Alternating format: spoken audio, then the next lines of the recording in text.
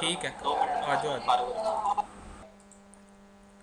चलो ठीक है, आज का टॉपिक एक्टिव डायरेक्टरी स्टार्ट करनी है, उसका इंट्रोडक्शन। ठीक है, एक बात याद रखनी, जितनी चीज़ें आज मैं बताऊंगा थ्योरेटिकल चीज़ें कवर करेंगे। तो जितनी टर्म्स आज पढ़ेंगे तो टर्म्स की जितनी भी डेफिनेशन है उनको लाजमी याद कर लेना, क्योंकि इंटरव्यू में लाजमी पूछा जाता है एक्टिव डायरेक्टरी की टर्म्स। उससे आइडिया होता है इस बंदे को एक्टिव डायरेक्टरी पे कितना काम आता है या इसके लॉजिकली कॉन्सेप्ट कितने क्लियर है। लाइक फॉरेस्ट क्या है, डोमेन क्या है आपके पास, ट्री क्या है, रूट डोमेन क्या है, पेरेंट डोमेन क्या है, चाइल्ड डोमेन क्या है, रिलेशनशिप क्या है, ट्रस्टेड रिलेशनशिप क्या है। तो जो टर्म्स टर्म्स है ना वो क्लियर करनी है, एटलीस्ट आपको टर्म्स क्लियर हो। जब टर्म्स क्लियर होगी फिर आपको जब एक्टिव डायरेक्टरी इंस्टॉल करेंगे तब आपको ज़्यादा अच्छा क्लियर होगा। अच्छा ये टर्म पड़ी हुई थी, इसका मतलब ये है, क्योंकि छोटी छोटी टर्म्स की वजह से डिफ्रेंशिएट हो रहा होता है इंस्टॉलेशन का मेथड, कि आपने डीसी लगाना है या एडीसी लगाना है, यानी कि प्राइमरी सर्वर लगाना है या बैकअप सर्वर लगाना है आपने डोमेन कंट्रोलर का।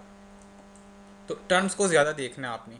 तो स्टार्ट करते हैं एक्टिव डायरेक्टरी की। एक्टिव डायरेक्टरी का अगर मैं बेनिफिट्स यहाँ पे बताना शुरू हूँ तो एक अच्छा सा एक पूरा पेज बल्कि ज़्यादा पेजेस ही बन जाए, मतलब बेनिफिट ही लिखता रहता है इसके। तो कुछ बेनिफिट्स मैंने इसके लिखे हैं जो मेन मेन बेनिफिट्स हैं ये। ठीक है, दूसरा बताएंगे एक्टिव डायरेक्टरी है क्या, और एक्टिव डायरेक्टरी पे या डोमेन इन्वायरमेंट में, जब मैं एक्टिव डायरेक्टरी कहूँ या डोमेन इन्वायरमेंट कहूँ इसका मतलब एक ही चीज़ की बात हो रही है। तो ऐसी क्या रीज़न है कि हमें एक्टिव डायरेक्टरी या डोमेन इन्वायरमेंट में आने की ज़रूरत पड़ती है। ठीक है, ये सारी चीज़ें। तो सबसे पहले देखना है वर्क ग्रुप क्या है। बाय डिफ़ॉल्ट माइक्रोसॉफ्ट के जितने भी ऑपरेटिंग सिस्टम है, चाहे वो क्लाइंट है, क्लाइंट साइड का ओएस हो, लाइक विंडोज़ 7 है, विंडोज़ एक्सपी, विंडोज़ 8 या इवन के विंडोज़ 10, या सर्वर साइड के ओएस हो, सर्वर 2008 2012 हो गया, ठीक है, अब सर्वर 2016 आ गया है। यानी कि चाहे क्लाइंट साइड का ओएस हो चाहे सर्वर साइड का ओएस हो, ओएस बताया था दो टाइप्स के हैं, क्लाइंट साइड के और एक सर्वर साइड के ओएस। दोनों का डिफ़ॉल्ट बिहेवियर होता है वर्क ग्रुप का। दोनों के दोनों बाय डिफ़ॉल्ट वर्क ग्रुप में होते हैं। अगर मैं यहाँ पे राइट क्लिक करूँ और प्रॉपर्टीज़ में जाता हूँ माई कंप्यूटर पे, ये चेक करना हो कि ये ऑपरेटिंग सिस्टम इस टाइम किस इन्वायरमेंट में है, तो वर्क ग्रुप के आगे वर्क ग्रुप ही लिखा हुआ आ रहा है। ठीक है, इसका मतलब ये बाय डिफ़ॉल्ट इसका बिहेवियर वर्क ग्रुप का है। ठीक है, चाहे वो सर्वर ओएस है उसकी भी माई कंप्यूटर की प्रॉपर्टीज़ में जाएंगे वर्क ग्रुप आ रहा है, क्लाइंट ओएस की भी प्रॉपर्टीज़ में जाएंगे वर्क ग्रुप। अब वर्क ग्रुप में बेसिकली क्या होता है, क्या लिमिटेशंस है वर्क ग्रुप में, और डोमेन इन्वायरमेंट में आएंगे हमें क्या बेनिफिट्स मिलेंगे। इंडस्ट्री में वर्क ग्रुप को क्यों नहीं यूज़ किया जाता, बड़े नेटवर्क में डोमेन को क्यों यूज़ किया जाता है। तो वर्क ग्रुप में बेसिकली देखे पहले होता क्या है। वर्क ग्रुप कहते हैं, वर्क ग्रुप में डिसेंट्रलाइज मैनेजमेंट ऑफ रिसोर्सेज हो रही होती है। डिसेंट्रलाइज समझते हैं कि मैनेजमेंट आपकी एक सिंगल लोकेशन से नहीं हो रही, जो काम करना है आपको मल्टीपल लोकेशंस पे जाके या डिफरेंट प्लेसेस पे जाके फिजिकली जाके वो काम करना पड़ रहा है। इनके डिसेंट्रलाइज मैनेजमेंट ऑफ रिसोर्सेज है, डिसेंट्रलाइज डाटाबेस है। आपने जहाँ पे काम करना है वो डाटाबेस एक लोकेशन पे नहीं पड़ी हुई, उस डाटाबेस का कुछ हिस्सा एक लोकेशन पे पड़ा हुआ है, दूसरा हिस्सा किसी दूसरी लोकेशन पे, तीसरा हिस्सा किसी तीसरी लोकेशन में। तो वर्क ग्रुप को एक लाइन में इसी तरह डिफाइन किया जा सकता है, वर्क ग्रुप एक ऐसा इन्वायरमेंट है जहाँ पे डिसेंट्रलाइज मैनेजमेंट ऑफ रिसोर्सेज हो रही होती हैं। बताता हूँ क्या चक्कर है, वर्क ग्रुप को थोड़ा सा डिटेल में देखते हैं। आप समझे कि ये कंपनी है, कंपनी 500 नोड्स का नेटवर्क है। नोड समझते हैं क्या है, ये टर्म भी बड़ी यूज़ की जाती है इंडस्ट्री में, नोड्स। कोई कहता है कि आपकी कंपनी का कितने नोड का नेटवर्क है। नोड का मतलब होता है कितनी डिवाइसेस का नेटवर्क है आपकी कंपनी का, ये टेक्निकल वर्ड है नोड।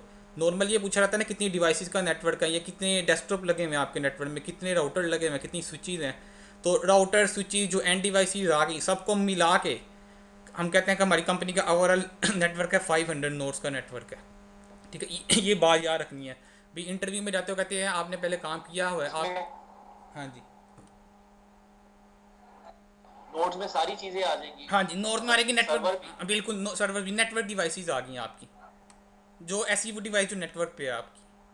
ठीक है, आप इंटरव्यू में जाते हैं कहते हैं आपने कितने नोड पे नेटवर्क, कितने नोड के नेटवर्क पे काम किया होता है, आपको नोड का ही नहीं पता, तो बैठे रहेंगे पता नहीं ये नोड क्या चीज़ पूछ रहा है। अगर वो कहता है कितनी डिवाइसेस पे, कितने बड़े नेटवर्क पे काम किया होता है, फिर आपको तभी मेरे 500 या 1000 नेटवर्क की डिवाइसेस पे काम किया हुआ है। वो ऐसे पूछेंगे कितने नोड्स पे काम किया हुआ है, कितने नोड्स की नेटवर्क की डिवाइस, कितने कितने नोड का नेटवर्क था, आपने कहना 500 या जितना भी था आपके नेटवर्क का। तो एज्यूम करिए कंपनी है, डिफरेंट फ्लोर्स हैं इसके, फर्स्ट फ्लोर है, सेकंड फ्लोर है, थर्ड फ्लोर है।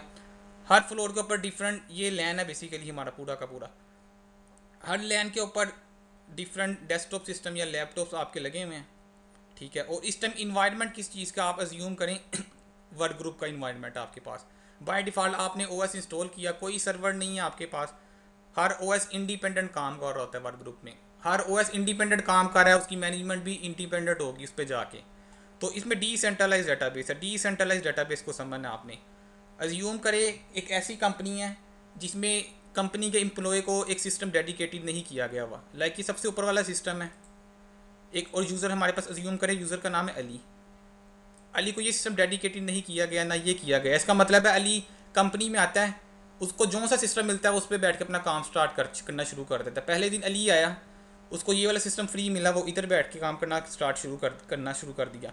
अगले दिन नीचे वाला फ्लोर शुरू ख़त्म, पूरे पीसी जो थे यूज़ में थे वो ऊपर वाले फ्लोर पे चला गया। अगले दिन उसने इस पीसी पे काम स्टार्ट करना शुरू कर दिया।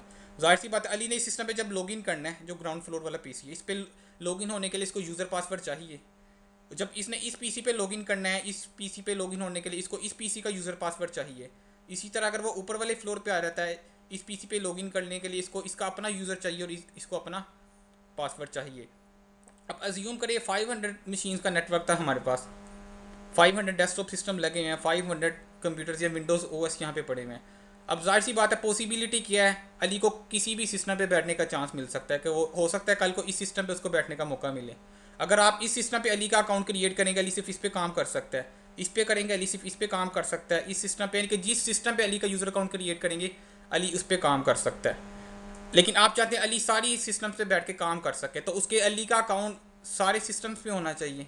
हर सिस्टम पे जाके अली का एक यूज़र अकाउंट क्रिएट करे। वो आपको पता है माई कंप्यूटर मैनेज में जाके यूज़र अकाउंट में जाके राइट क्लिक करके न्यू यूज़र क्रिएट कर दिया। तो आप 500 मशीन्स हैं, आप अज्यूम करें आपने 500 मशीन पे 500 अकाउंट क्रिएट करने हैं एक यूज़र के जिसका नाम क्या है, अली नाम है। तो उसके लिए अज्यूम करें आप एक मशीन पे आते हैं, यूज़र अकाउंट क्रिएट करने में आपको एवरेज 5 मिनट्स लग जाते हैं। यहाँ पे मैं बेसिकली यहाँ पे वर्क ग्रुप के मैं थोड़े से ड्रॉबैक डिफाइन करूँगा, फिर वही ड्रॉबैक आगे देखेंगे डोमेन इन्वायरमेंट में हमारे कवर हो रहे हैं कि नहीं हो रहे। अगर तो डोमेन इन्वायरमेंट में हमारे कवर हो रहे हैं, इसका मतलब कि हमें डोमेन इन्वायरमेंट में मूव कर जाना चाहिए। तो इस टाइम मैं टाइम के परस्पेक्टिव से देख रहा हूँ कि अगर मैं वर्क ग्रुप में होता हूँ मैनेजमेंट करते हुए मुझे टाइम कितना लगता है, अगर मैं डोमेन इन्वायरमेंट में जाऊँगा मेरे मैनेजमेंट करते हुए टाइम कितना लगेगा। इस टाइम मैनेजमेंट हमने किसकी करनी है, यूज़र मैनेजमेंट कि अली जिस मशीन से चाहे लॉगिन कर सके हमारे नेटवर्क की। तो एक यूज़र अकाउंट आप क्रिएट करते हैं एक मशीन पे, एवरेज टाइम अज्यूम करें 5 मिनट्स है। तो इसी तरह आपने अली का एक अकाउंट नहीं क्रिएट करना, आपने ऊपर फ्लोर पे जाना है, दूसरे फ्लोर पे, तीसरे फ्लोर पे, फिर एक लोकेशन से मूव करना है दूसरी लोकेशन पे, तीसरी लोकेशन पे, तो डिफरेंट टाइम लग सकता है। जिस मशीन पे ज़ाहिर सी बात है फिजिकली जाएंगे वहाँ पे क्या होगा, आपके पास जाके यूज़र अकाउंट क्रिएट करना पड़ेगा। तो अज्यूम करें 5 मिनट लगते हैं एक यूज़र अकाउंट क्रिएट करने में। तो 5 मल्टीप्लाई पे 500 करें हैं आप, 500 मशीनें पड़ी हुई हैं हमारे पास, तो एवरेज तो हमारे पास टाइम आएगा 2500 मिनट्स, 2500 मिनट्स। तो ये अप्रोक्सीमेटली हमारा 1.5 दिन या 2 दिन तकरीबन ये टाइम बन गया। तो आप अज्यूम करें आपने एक यूज़र अकाउंट क्रिएट करना है कंपनी के एक एम्प्लॉय का हर मशीन पे, तो आपको 2 दिन लगेंगे जाके सिर्फ और सिर्फ एक यूज़र अकाउंट क्रिएट करने में हर मशीन पे जाके। अब अज्यूम करें कंपनी के यूज़र कितने हो आपके पास, कंपनी के 500 एम्प्लॉयज़ है आपके पास, तो 500 मल्टीप्लाई पे करें हैं आप 2500 को, 2500 के साथ, तो अच्छा खासा वो पता नहीं पूरे 5-7 महीने बैठ के आप यूज़र अकाउंट ही क्रिएट करते रहेंगे। क्यों कि कंपनी का जो बंदा आए वहाँ से लॉगिन कर दे। पहला इशू क्या है हमारे पास टाइम का, हमने एक सिंपल यूज़र अकाउंट क्रिएट करना है, यूज़र अकाउंट क्रिएट करते हुए हमें महीने लग जाएंगे कंपनी के सारे एम्प्लॉयज़ के लिए, एक सबसे बड़ा डिसएडवांटेज। दूसरा डिसएडवांटेज क्या है, अली ने इस मशीन पे लॉगिन किया, इधर मैं डी लिख रहा हूँ, अली ने खुद डाटा सेव करवा दिया अपने डेस्कटॉप पे जाके। अगले दिन अली इधर आके लॉगिन करता है, तो इधर तो वो डाटा नहीं होगा। क्यों, वो डाटा जो अली ने रखा वो तो इस सिस्टम पे स्टोर हुआ है ना, इस सिस्टम पे तो स्टोर ही नहीं हुआ। फिर अली कल को चलो यहाँ से यूएसबी से उठा के डाटा यहाँ पे ले आता है, अगले दिन अली आता है ये यूज़र अवेलेबल, ये सिस्टम अवेलेबल नहीं था, कोई और बंदा यूज़ कर रहा था। कंपनी की पॉलिसी क्या है, जो बंदा आए जिसको जो सिस्टम मिले वो उस पर बैठ के काम स्टार्ट कर दे अपने। अली सब यहाँ पे आके लॉगिन हो गए। उसके बाद क्या था, अली ने जो इधर काम किया था डाटा वो भी डेस्कटॉप पे सेव करवाया, वो भी इधर नहीं था।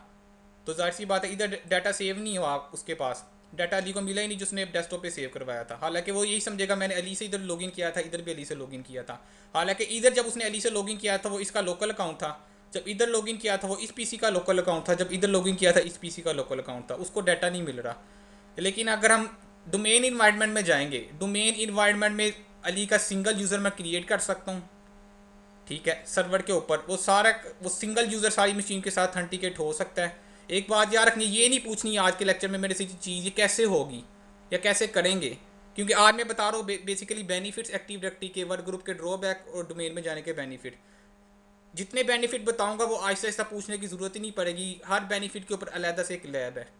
ठीक है, लाइक जिस तरह मैं कह रहा हूँ ओली का डाटा इधर नहीं आएगा, वर्क ग्रुप में इधर मूव करना पा रहा उसको डाटा इनके मैनुअली, यहाँ जिस मशीन पे जाता है डाटा नहीं होगा। लेकिन अगर हम डोमेन इन्वायरमेंट में चले जाए, डोमेन इन्वायरमेंट में क्या होता है, समझिए यही लैन है, इसको मैं एक्सटेंड कर रहा हूँ। यहाँ पे हमने क्या लगा दिया, डोमेन इन्वायरमेंट क्रिएट कर दिया।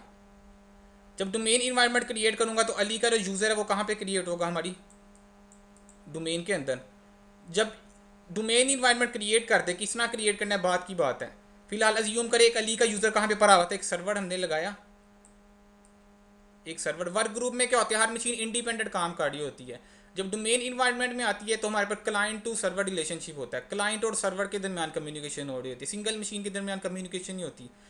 जब जाहिर सी बात है डोमेन इन्वायरमेंट क्रिएट की, डोमेन का मतलब अज्यूम करें यहाँ पे हमने एक सर्वर लगाया, उसके अंदर एक यूज़र बना दिया अली। वो सर्वर किस टाइप के आगे जाके देखते हैं। और जब सर्वर लगाएंगे और ये जितनी क्लाइंट मशीन है इनको सर्वर के साथ कनेक्ट करवा देंगे, तो जो अली यूज़र है वो यहाँ पे भी लॉगिन करता है इस नेटवर्क की, इस मशीन पे भी लॉगिन कर सकता है, इस मशीन पे भी लॉगिन कर सकता है, अली का यूज़र इन मशीन पे भी लॉगिन कर सकता है। ठीक है, बेनिफिट क्या हुआ, अली का यूज़र आपने एक दफ़ा ही क्रिएट किया, 500 दफ़ा क्रिएट करने की ज़रूरत नहीं पड़ी आपको। अब ये पूरे नेटवर्क की जिस मर्जी मशीन से अली का यूज़र लॉगिन कर जाए, लॉगिन हो जाएगा, पहला बेनिफिट। दूसरा बेनिफिट, अली जब लॉगिन हो रहा था डिफरेंट मशीन से वर्क ग्रुप के इन्वायरमेंट में रहते हुए, तो डेस्कटॉप पर डाटा रखता तो उसको मिलता नहीं था।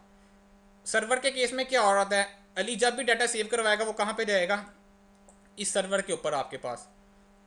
अब अली जब भी लॉगिन करेगा तो उसका डाटा यहाँ से लोड होके कहाँ पे शो होगा, अली के डेस्कटॉप के अंदर।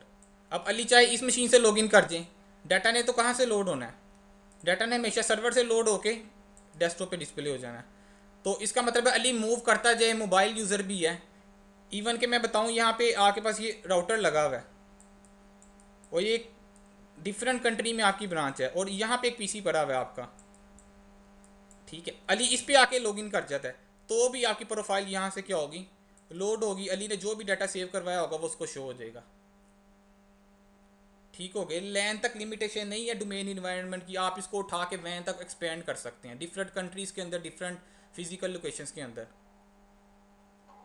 ठीक है, ये बात क्लियर हो गया कि डाटा कहाँ से लोड होगा डोमेन इन्वायरमेंट में, सर्वर से। तो अली ने जो डाटा सेव करवाया होगा वो वहाँ पे आ गया। ये एक्टिव डायरेक्टरी के दो बेनिफिट हो गए, एक टाइम से हमारा सेव होता है, दूसरा क्या, यूज़र जहाँ पे मर्जी डाटा सेव करवाए, डाटा हमारा सेंट्रलाइज लोकेशन पे जा रहा है। अब यहाँ पे देखें ऐसा भी है कि अगर उमर आ जाता है यहाँ पे, जो भी यहाँ पे आ गया उमर, कोई भी यूज़र है ABC, अब कल को ये भी लॉगिन करता है तो इसका डाटा कहाँ से लोड होगा, सर्वर से। तो उमर यहाँ पे लॉगिन करे, यहाँ पे लॉगिन करे, या इवन के अली वाली मशीन पे आके बाद में लॉगिन करता है, अली यहाँ से उठ के जाता है, उमर आके लॉगिन कर लेता है, तो यहाँ पे उमर का डाटा लोड हो जाएगा कहाँ से, सर्वर से।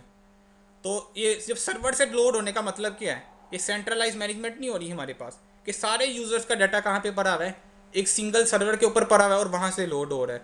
जब यूज़र अकाउंट्स की बात करें तो अली का यूज़र पहले 500 मशीन्स पे पड़ा हुआ था, 500 अकाउंट्स थे हमारे पास। लेकिन जब हम डोमेन इन्वायरमेंट में गए तो अली का यूज़र एक ही बना हुआ था। तो इसका मतलब जितने यूज़र अकाउंट बनेंगे वो कहाँ पे पड़े होंगे, सर्वर के ऊपर। 500 यूज़र्स की बजाय हमारे पास सिर्फ और सिर्फ सिंगल यूज़र पड़ा होगा। हर सिस्टम पे, डेस्कटॉप पे जो यूज़र डाटा रख रहा था वो हर मशीन पे इंडिविजुअल नहीं पड़ा हुआ बल्कि सर्वर पे पड़ा और वहाँ से लोड होके आ रहा है। तो ये डिसेंट्रलाइज मैनेजमेंट के ये डिसएडवांटेज थे। डिसेंट्रलाइज डेटाबेस थी वर्क ग्रुप के अंदर। डिसेंट्रलाइज डेटाबेस का मतलब क्या है, इसके अपने यूज़र अकाउंट है, इसके अपने यूज़र अकाउंट है, इसके अपने यूज़र अकाउंट्स हैं वर्क ग्रुप में। लेकिन डोमेन में जब जाएंगे तो यूज़र अकाउंट्स कहाँ पे बनेंगे, सर्वर के ऊपर। इतनी बात क्लियर होगी। एक्टिव डायरेक्टरी का बेनिफिट थोड़ा सा पता लगा टाइम के लिहाज से और थोड़ा सा सेंट्रलाइज और डिसेंट्रलाइज मैनेजमेंट के लिहाज से। ये एक बात क्लियर होगी, आगे चलें। ठीक हो गया। ओके, और भाई एक क्वेश्चन था। हाँ जी, ये वर्क ग्रुप अब माइक्रोसॉफ्ट ने बनाया तो है, मतलब उसकी फिजिबिलिटी हमारे इस इन्वायरमेंट में जो अभी हमने डिस्कस किया इसमें तो नहीं नजर आ रही, क्योंकि हमें चाहिए सेंट्रलाइज्ड मैनेजमेंट। हाँ जी। तो इसकी फिजिबिलिटी कौन से इन्वायरमेंट में, मतलब ये कहाँ पे फिर यूज हो? Work group based known work group के डिसएडवांटेज इतने ज़्यादा कि बड़े इन्वायरमेंट में आप डोमेन पे अगर माइग्रेट करते हैं, डोमेन पे किए बगैर रह ही नहीं सकते आप। वर्क ग्रुप में आपने एक सिंगल लाइक एज्यूम करें आप, नॉर्मली बताता हूँ जो मेरे एक्सपीरियंस के मुताबिक, वर्क ग्रुप अगर आपके पास 25-30 मैक्सिमम 50 यूज़र्स हैं तो उन इन्वायरमेंट में चल रहा होता है वर्क ग्रुप। लेकिन जहाँ पे आपके पास थोड़े से यूज़र ज़्यादा आ जाते हैं तो वहाँ पे आपको डोमेन इन्वायरमेंट में जाना पड़ता है। लाइक अज्यूम करें आपकी कंपनी में 30 सिस्टम्स हैं, उनका नेटवर्क है और 30 यूज़र्स हैं आपकी कंपनी में, 30 सिस्टम्स को यूज़ कर रहे हैं, और एक यूज़र आता है वो अपना पासवर्ड भूल जाता है। एक सिस्टम है उसका जो भी सिस्टम का पासवर्ड लगा, विंडोज़ का पासवर्ड वो भूल गया, अब क्या करेंगे? पासवर्ड ब्रेक करेंगे उल्टे सीधे तरीके, भाई अच्छा सा टाइम लगता है। लेकिन अगर डोमेन इन्वायरमेंट होगा आपके पास, पासवर्ड 1 सेकंड में रीसेट हो जाता है। क्यों? वो यूज़र पासवर्ड भूल गया, उसको नहीं पता तो दूसरे बंदे को भी नहीं पता। पहला डिसएडवांटेज ये कि मतलब पासवर्ड ये भी कह लें कि ये work group basically small offices के लिए, बिल्कुल स्मॉल स्मॉल ऑफिस के लिए, जिसको जिनको स्केल मैंने के लिए बनाया गया। बिल्कुल वर्क ग्रुप समझ ले स्मॉल ऑफिस है, जहाँ पे होम यूज़र्स हैं, 5-7 का नेटवर्क है, हर बंदे ने अपनी मशीन को यूज़ करना है, अपना काम करना है, जहाँ पे सिक्योरिटी नहीं चाहिए। आप इन सेट में ये समझ ले बेसिकली एक्टिव डायरेक्टरी का पर्पज़ यही है कि हम सिक्योरिटी में अपने नेटवर्क को कन्वर्ट करें, नेटवर्क को सिक्योर करें। क्योंकि जितनी कंपनी, जो भी बड़ी कंपनी है, वो यही चाहेगी मेरा नेटवर्क सिक्योर हो। एक्टिव डायरेक्टरी का सबसे बड़ा बेनिफिट ये है, वो सिक्योरिटी प्रोवाइड करता है। इसकी सिर्फ एक एग्जांपल यहाँ पे देता हूँ, बाकी एग्जांपल्स आप बल्कि ऑटोमेटिक आगे आपको खुद ही पता लग जाएगा एक्टिव डायरेक्टरी बेनिफिट। आप अस्यूम करें आपने एक फोल्डर शेयर करना है, फोल्डर शेयर से मुराद किया यहाँ पे एक फोल्डर कोई सा पड़ा हुआ है, फाइल सर्वर पढ़ेंगे उसमें डिटेल से पढ़ेंगे शेयर परमिशन वगैरह को। फिलहाल इतना तो आपको आइडिया होगा फोल्डर कैसे शेयर करना है। हम सिंपल यहाँ पे जाते हैं, वर्क ग्रुप का इन्वायरमेंट है, प्रॉपर्टीज़ में जाते हैं, यहाँ पे शेयर करके क्या करते हैं आप, एडवांस में जाके एडवांस से नहीं आते, शेयरिंग इनेबल कर देते हैं और परमिशंस क्या हैं यहाँ पे आप एवरीवन को अलाउ कर देते हैं, ऐसे ही है। अब क्या होगा, आपने अपने सिस्टम पे फोल्डर शेयर किया, ठीक है, अब आपके नेटवर्क में जितने यूज़र थे वो तो इसको एक्सेस कर लेंगे, सिक्योरिटी नहीं है। लेकिन आप चाहते थे आपके नेटवर्क में ये जो फोल्डर शेयर कर रहे हैं आप, ये सिर्फ और सिर्फ आसिम के लिए शेयर करना है आपने। लेकिन ये होता है कि वहाँ से एहसन साहब आके या उमर आके वो आपके इस फोल्डर शेयर को एक्सेस कर लेते हैं। आपने क्या, क्यों एक्सेस कर लेते हैं? आपने एवरीवन को यहाँ पे क्या किया हुआ है, अलाउ किया हुआ है। आप चाहते थे आसिम के साथ शेयर करें, आसिम के साथ यहाँ पे स्पेसिफिक वर्क ग्रुप में पॉसिबल नहीं है कि आप आसिम के साथ यहाँ पे शेयर करें, आसिम का यूज़र यहाँ पे ऐड करें, क्योंकि अगर आप आसिम का यूज़र यहाँ पे ऐड करेंगे, ये सर्च कहाँ पे कर रहा है, आपके ही पीसी की डेटाबेस में। जब आपके पीसी में डेटाबेस में करेगा सर, तो यहाँ पे आसिम का यूज़र पड़ा ही नहीं होगा। आसिम का यूज़र कहाँ पड़ा होगा? आसिम की मशीन के अंदर क्रिएट हुआ है, आसिम के डेस्कटॉप मशीन के अंदर। तो आप किसी स्पेसिफिक यूज़र के साथ वर्क ग्रुप में डाटा शेयर नहीं कर सकते। आप शेयर करेंगे एवरीवन के साथ। आपने आसिम के साथ शेयर किया, वहाँ से आपके नेटवर्क में जितने बंदे वो आके डाटा को एक्सेस कर रहे हैं, तो सिक्योरिटी नहीं मिल रही। तो अगर हम डोमेन इन्वायरमेंट में जाएं, मैं चाहता हूँ आसिम यहाँ से एक्सेस करे, उमर ना करे, मैं आसिम को यहाँ पे ऐड करता हूँ, अलाउ कर देता हूँ, उमर को ऐड करके यहाँ पे डिनाई करवा देता हूँ। तो किसी स्पेसिफिक इवन के डाटा शेयरिंग भी आपकी सिक्योर नहीं है। वर्क ग्रुप के इन्वायरमेंट में आप डाटा शेयर करते हैं, वो सिक्योर नहीं है। डोमेन इन्वायरमेंट में आप आके डाटा शेयर करेंगे, आप ये कह सकते हैं, वो कैसे करेंगे, बात की बात है कि भाई ये आईटी के डिपार्टमेंट्स के लिए या एचआर डिपार्टमेंट के लिए ये वाला डाटा मैंने शेयर किया हुआ है, बाकी यूज़र इसको एक्सेस ना करें। या ये फाइनेंस के लिए ये डाटा शेयर किया हुआ है, ये उसको एक्सेस लाइक आपके पास 2 फोल्डर हैं, ये वाले आप कहते हैं ये वाले जो MCSE वाले लड़कियां वो इसको एक्सेस कर सकें, जो न्यू फोल्डर 2 वाला पड़ा हुआ है वो बाकी यूज़र एक्सेस कर सकें, MCSE वाले फोल्डर को दूसरे बंदे कंपनी के एक्सेस ना कर सकें। तो वो वर्क ग्रुप में पॉसिबल नहीं होता कि आप रिस्ट्रिक्शन लगा सके, ये बंदा एक्सेस कर सके, ये ना कर सके। लेकिन डोमेन इन्वायरमेंट में जाएंगे आप, वहाँ पे डाटा शेयरिंग सिक्योर तरीके से कर सकते हैं, ठीक है। तो बेसिकली एक्टिव डायरेक्टरी का पर्पज़ यही है, या डोमेन इन्वायरमेंट का हम अपने नेटवर्क को सिक्योर करें, ठीक है। तो आप वर्क ग्रुप से डोमेन में तब जाएंगे जब आपने नेटवर्क को सिक्योर करना है। छोटी कंपनीज़ हैं, 5-7 यूज़र है, 10 एम्प्लॉयज़ है, 15 एम्प्लॉयज़ हैं, उनको सिक्योरिटी नहीं चाहिए होती, ठीक है। तो वो क्या करते हैं, छोटे नेटवर्क पे वर्क ग्रुप के अंदर ही रहते हुए काम कर रहे हैं। लेकिन जहाँ पे आपको चाहिए सेंट्रलाइज मैनेजमेंट हो, बंदा पासवर्ड भूल जाए आप उसको रीसेट कर सके, क्योंकि वर्क ग्रुप में क्या होगा, कोई बंदा पासवर्ड भूल जाता है, आप कोई थर्ड पार्टी कोई ना कोई टूल लगाएंगे और पासवर्ड ब्रेक करेंगे। लेकिन सर्वर, जब डोमेन इन्वायरमेंट या सर्वर इन्वायरमेंट होगा, सर्वर क्लाइंट रिलेशनशिप वाला, तो आप सीधा सर्वर पे जाके यूज़र का पासवर्ड रीसेट कर सकते हैं। और वर्क ग्रुप में वही मैंने बताया था, कोई बंदा यहाँ से आके अपनी फायरवॉल ब्लॉक कर देता है, ठीक है, यहाँ पे जाता है सीधी फायरवॉल ब्लॉक कर देता है, तो आपको क्या है, एडमिनिस्ट्रेटर को मैनुअली यहाँ पे आके बताना पड़ रहा है भाई तुम फायरवॉल बंद ना करो, बंद ना करो। इसके अलावा एडमिनिस्ट्रेटर कुछ नहीं कर सकता। लेकिन डोमेन इन्वायरमेंट है, आप सर्वर से पॉलिसी लगा देंगे भाई सारों की फायरवॉल इनेबल हो, तो सिक्योरिटी मिल गई ना आपको ऑटोमेटिकली। तो सेंट्रलाइज मैनेजमेंट कर रहे हैं आपकी। वर्क ग्रुप में हर बंदे की पीसी पे जाकर आपको सेटिंग्स करनी पड़ेगी। जैसे ग्रुप पॉलिसीज पढ़ा था, कोई सी भी ग्रुप पॉलिसी लगानी है आपने, अगर आप वर्क ग्रुप के इन्वायरमेंट में, ग्रुप पॉलिसी बिल्कुल काम करेगी आपकी। लेकिन डिसएडवांटेज क्या है, 500 मशीन्स लगी हुई है, 500 की 500 मशीनों पर जाकर आपको क्या करना पड़ेगा, ग्रुप पॉलिसीज़ कन्फिगर करनी पड़ेगी। और अच्छा सा फिर वही टाइम ले लें कि एक ग्रुप पॉलिसी कन्फिगर करने में 5 मिनट लग रहे हैं, 500 मशीनों पे जाके 500 यूज़र्स की मशीन पे जाके ग्रुप पॉलिसी लगाने तो टाइम कितना लगेगा। लेकिन अगर डोमेन इन्वायरमेंट में होगा वो 5 महीने में काम हो रहा था वो हमारा 5 मिनट में हो जाएगा। क्यों? सर्वर पे आप लगाएंगे ऑटोमेटिक क्लाइंट को पुश हो जाएगी। तो टाइम के पर्सपेक्टिव से, सिक्योरिटी के पर्सपेक्टिव से, दूसरे बेनिफिट्स क्या हैं इसके। ये वर्क ग्रुप क्लियर हो गया। तो इसमें डिसएडवांटेजेस है, आपको वर्क ग्रुप से डोमेन में जाना पड़ेगा। आप डाटा शेयर कर रहे हैं वर्क ग्रुप में, वो सिक्योर नहीं है आपका। आपने यूज़र अकाउंट क्रिएट करना है तो आपको अच्छा खासा टाइम लग रहा है। दूसरा यूज़र डाटा सेव करवा रहा है तो दूसरा यूज़र जब दूसरी मशीन से लॉगिन करता है तो उसको लॉगिन नहीं मिलता। दूसरी मशीन से जब लॉगिन करता है वहाँ पे उसको डाटा नहीं मिलता। अब एक स्लाइड यहाँ पे मैं और ओपन कर रहा हूँ, उसको थोड़ा सा क्लियर ज़रा समझना आपने। जो मेन चीज़ है इंडस्ट्री में, अब ये चीज़ और थोड़ी सी समझ लें। यहाँ पे इसको एडिट कर लेते हैं पेंट में। ये डायग्राम थोड़ी सी समझनी है। ये फिर अज्यूम करें वर्क ग्रुप का नेटवर्क है आपके पास। इधर लिखा हुआ है each application using local database for authentication. ये कंपनी का लैन है आपका।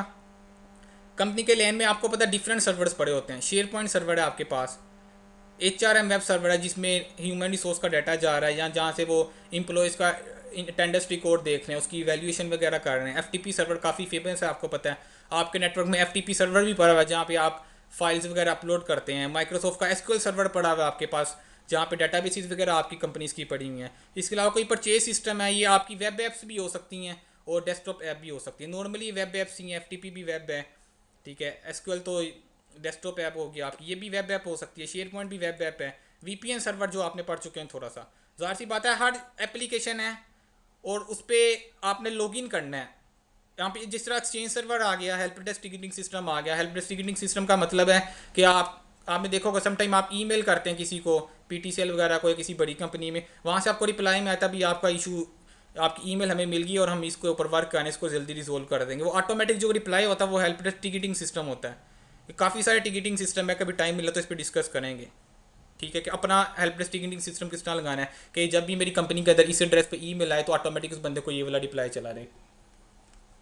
इस टाइम मैं ये बताना चाह रहा हूँ कोई कंपनी के अंदर डिफरेंट सर्वर्स लगे हुए हैं और हर कंपनी के अंदर डिफरेंट एप्लीकेशन हैं। अब जाहिर सी बात है माइक्रोसॉफ्ट SQL सर्वर पे लॉगिन करना है। हर एप्लीकेशन यहाँ पे चल रही है, हर एप्लीकेशन को जब एक्सेस करना है, एक्सेस करने के लिए आपको पता है क्रीडेंशियल रिक्वायर्ड है, यूज़र पासवर्ड रिक्वायर्ड है। SQL पे लॉगिन करना है, इसका अपना यूज़र पासवर्ड मुझे चाहिए। FTP पे लॉगिन करना है, इसका अपना यूज़र पासवर्ड। शेयर पॉइंट पे लॉगिन करना है, इसका अपना यूज़र पासवर्ड है। इवन कि आपने VPN से कनेक्ट करना है, इसका अपना यूज़र पासवर्ड है। अब हर सर्वर जो लगा हुआ है अगर वो अपनी डेटाबेस यूज़ करना शुरू कर दे, अज्यूम करे वर्क ग्रुप का इन्वायरमेंट कोई, ये शेयर पॉइंट है, ये अपनी डेटाबेस यूज़ कर रहा है। अपनी डेटाबेस यूज़ करने का मतलब क्या है, इसके पास अपनी डेटाबेस पड़ी हुई है यूज़र पासवर्ड की। इसने अपने यूज़र पासवर्ड यहाँ पे सेव करवाए हुए हैं, इस एप्लीकेशन ने अपने यूज़र पासवर्ड यहाँ सेव करवाए हुए हैं। इसी तरह FTP सर्वर चल रहा है, इसके यूज़र पासवर्ड इसकी अपनी डेटाबेस में सेव है। तो ये क्या आपके पास हर सर्वर की इसी तरह एक्सचेंज सर्वर पे आ जाए। वैसे तो एक्सचेंज सर्वर पॉसिबल नहीं है विदाउट एक्टिव डायरेक्टरी, ये भी बताता चलूँ। काफ़ी सारी एप्लीकेशन या माइक्रोसॉफ्ट की काफ़ी सारी प्रोडक्ट्स ऐसी हैं जो डोमेन इन्वायरमेंट के बगैर चल ही नहीं सकती, लाइक एक्सचेंज सर्वर। आप चाहते हैं मैंने एक्सचेंज सर्वर को इंस्टॉल करना है विदाउट एक्टिव डायरेक्टरी, तो पॉसिबल नहीं है।